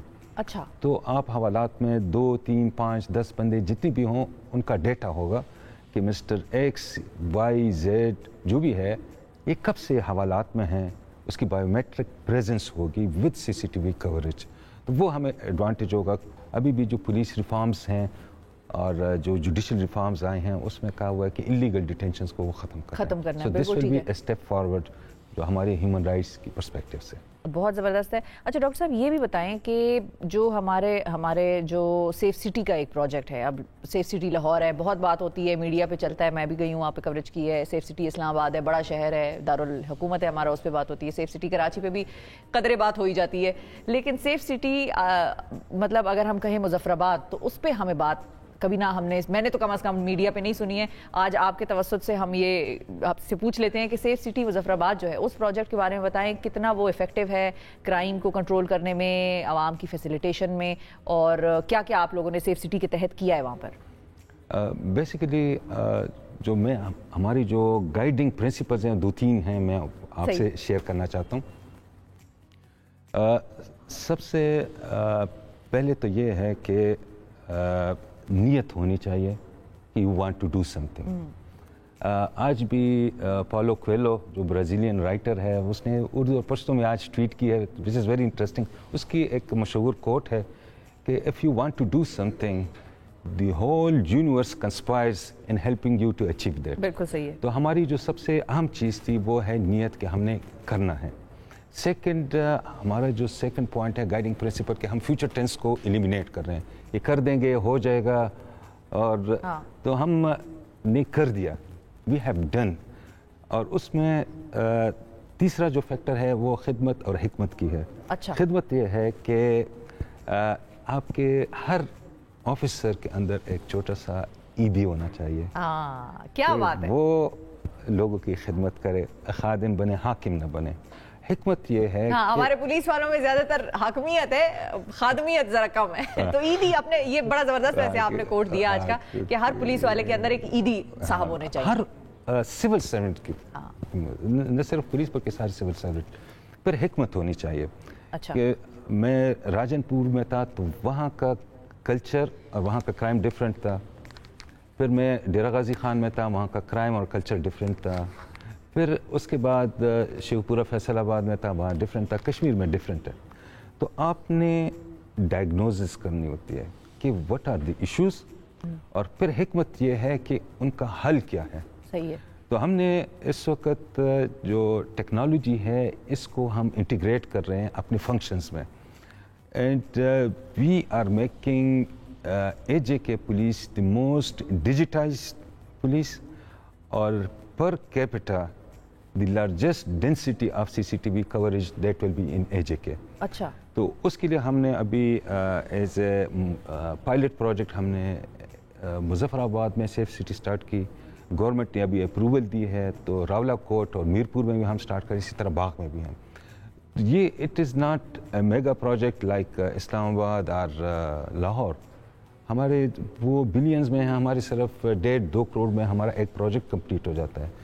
और हमने जो मुजफ्फराबाद में स्टार्ट किया, we have traced some 30 cases जो क्रिमिनल केसेस हैं विद दीज कैमरास। बल्कि एक केस में एक बंदे ने कहा कि इसका मर्डर हुआ है, उनके रिलेटिव्स ने, हमने CCTV फुटेज देखी तो वो बंदा खुदकुशी कर रहा था, ही जंप्ड इनटू द रिवर, और ये हमारा केस ट्रेस हो गया। So this is very helpful this technology. फिर इस टेक्नोलॉजी में हमने 2-3 चीज़ें एडवांस ला रहे हैं। फॉर एग्जांपल आर्टिफिशियल इंटेलिजेंस है उसमें। अच्छा। फेशियल रिकग्निशन है, LPR है, लाइसेंस प्लेट रीडर्स हैं।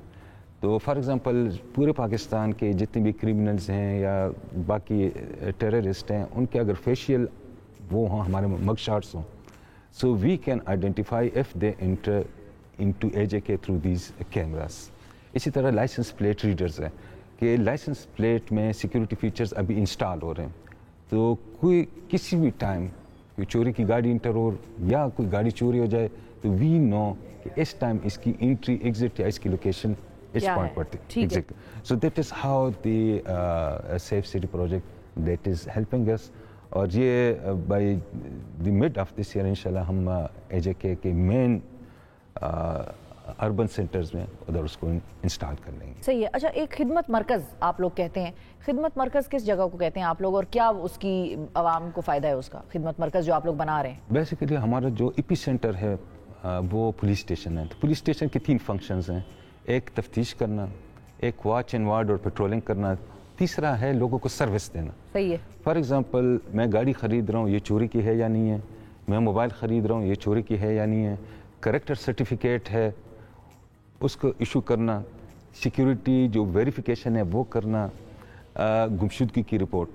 तो ये लोग चले जाते थे, SHO नहीं होता था, अदालत में होता था, या मुहर्रर बीमार हो जाता है या पुलिस रिस्पॉन्ड नहीं करती. तो हम सारे पुलिस स्टेशन से जो सर्विसेज हैं, करेक्टर सर्टिफिकेट, ड्राइविंग लाइसेंस की रिन्यूअल, सिक्योरिटी वेरिफिकेशन, FIR की कॉपी, गुमशुदगी की रिपोर्ट, ये हम सारे निकाल कर और फैसिलिटेशन सेंटर या खिदमत सेंटर में कर रहे हैं. तो खिदमत सेंटर शहर के बिल्कुल सेंटर में होगा, तो आपको थाने नहीं जाना पड़ेगा. मुहर्रर, SHO, आप जिस तरह नादरा का ऑफिस है, क्यूमेट एक रो में बैठ कर और customer service centre, customer service, और आपका बहुत ही जल्द ये काम हो जाएगा. इसकी दो तीन और भी इंटरेस्टिंग फीचर्स हैं. एक, हम जो खिदमत सेंटर हैं उनके जो पंजाब के खिदमत सेंटर्स हैं उनके साथ इंटीग्रेट कर रहे हैं. फॉर एग्जांपल कश्मीर का एक बंदा है, he is living in Narowal और गुजरात और सियालकोट और मुल्तान, तो उसको रावलाकोट बाग नहीं आना पड़ेगा. उधर चला जाएगा, अपने डॉक्यूमेंट्स दे देगा, we will give the security certificate in Multan और मियांवाली. इसके तीसरा जो फीचर है विच इज़ वेरी इंटरेस्टिंग, हम ग्लोबल खिदमत मरकज़ के साथ इसको इंटीग्रेट कर रहे हैं कि कश्मीर का डायस्पोरा है, एक बंदा है वो ग्लासगो में है या बर्मिंघम में है या मैनचेस्टर में है, उसको ड्राइविंग लाइसेंस की रिन्यूअल है या करेक्टर सर्टिफिकेट है या FIR की कॉपी चाहिए, तो ग्लासगो के कॉन्सुलेट में चला जाएगा. We will provide all the documents, all the information to him और हर इन ग्लासगो और बर्मिंघम. आने की भी उसको जरूरत बिल्कुल सही है. और फाइनली आपसे एक क्विकली मैं पूछना चाहूंगी, टाइम हमारे पास कम है, सेनेट का सेशन शुरू हो गया तो हमें प्रोग्राम वाइंड अप करना पड़ेगा, लेकिन ये कि रावलाकोट पुलिस स्टेशन विमेंस का जो है, अब ज़ाहिर खातून बैठी है और खवातीन के पुलिस स्टेशन के बारे में ना पूछे तो ये तो बहुत गलत बात है, उसके बारे में बताएं सर. असल में जो हमारी कल्चर जो है वो आहिस्ता आहिस्ता चेंज हो रहा है. नए नए क्राइम्स आ रहे हैं. फॉर एग्जांपल साइबर सिक्योरिटी की क्राइम आए. इसी तरह अर्बनाइजेशन है तो उसमें अर्बन इनकॉग्निटो जो इन्वायरमेंट है उसके क्राइम आए, उसको आप फिर CCTV टेक्नोलॉजी से कवर कर. इसी तरह जो वुमेन है वो वर्क फोर्स में आ रही है. सही है. उसमें फिर हरासमेंट की केसेस हैं, मुख्तलिफ इशूज़ हैं जो वो फेस कर रहे होते हैं. फिर कश्मीर की स्पेसिफिक जो अहम चीज़ है वो ये है कि 75% से ज़्यादा लिटरेसी रेट है, और जो वुमेन लिटरेसी रेट है दिस इज़ मोर देन 70%. तो हम नहीं चाहते कि फीमेल्स आएँ मेल पुलिस स्टेशन में और उनको रिस्पांस ना हो. तो हमने for the first time Rawalakot का स्टार्ट किया, for the women, by the women, of the women. उसकी SHO, उसकी DSP, उसकी तफ्तीशी सारे ख़वातीन हैं. दे specifically target and resolve the issues related to women and children also. ज़ाहिर है. Exactly. बहुत शुक्रिया अदा करेंगे ताजिक साहब, आपने वक्त निकाला. नाजरीन, IG कश्मीर हमारे साथ मौजूद थे और अपने वहाँ पर लिए हुए इक़दामात के बारे में बता रहे थे. आज के प्रोग्राम से इतना ही. अपना बहुत ख्याल रखिए, हमें और पाकिस्तान को दुआओं में याद रखिए. अल्लाह हाफिज़.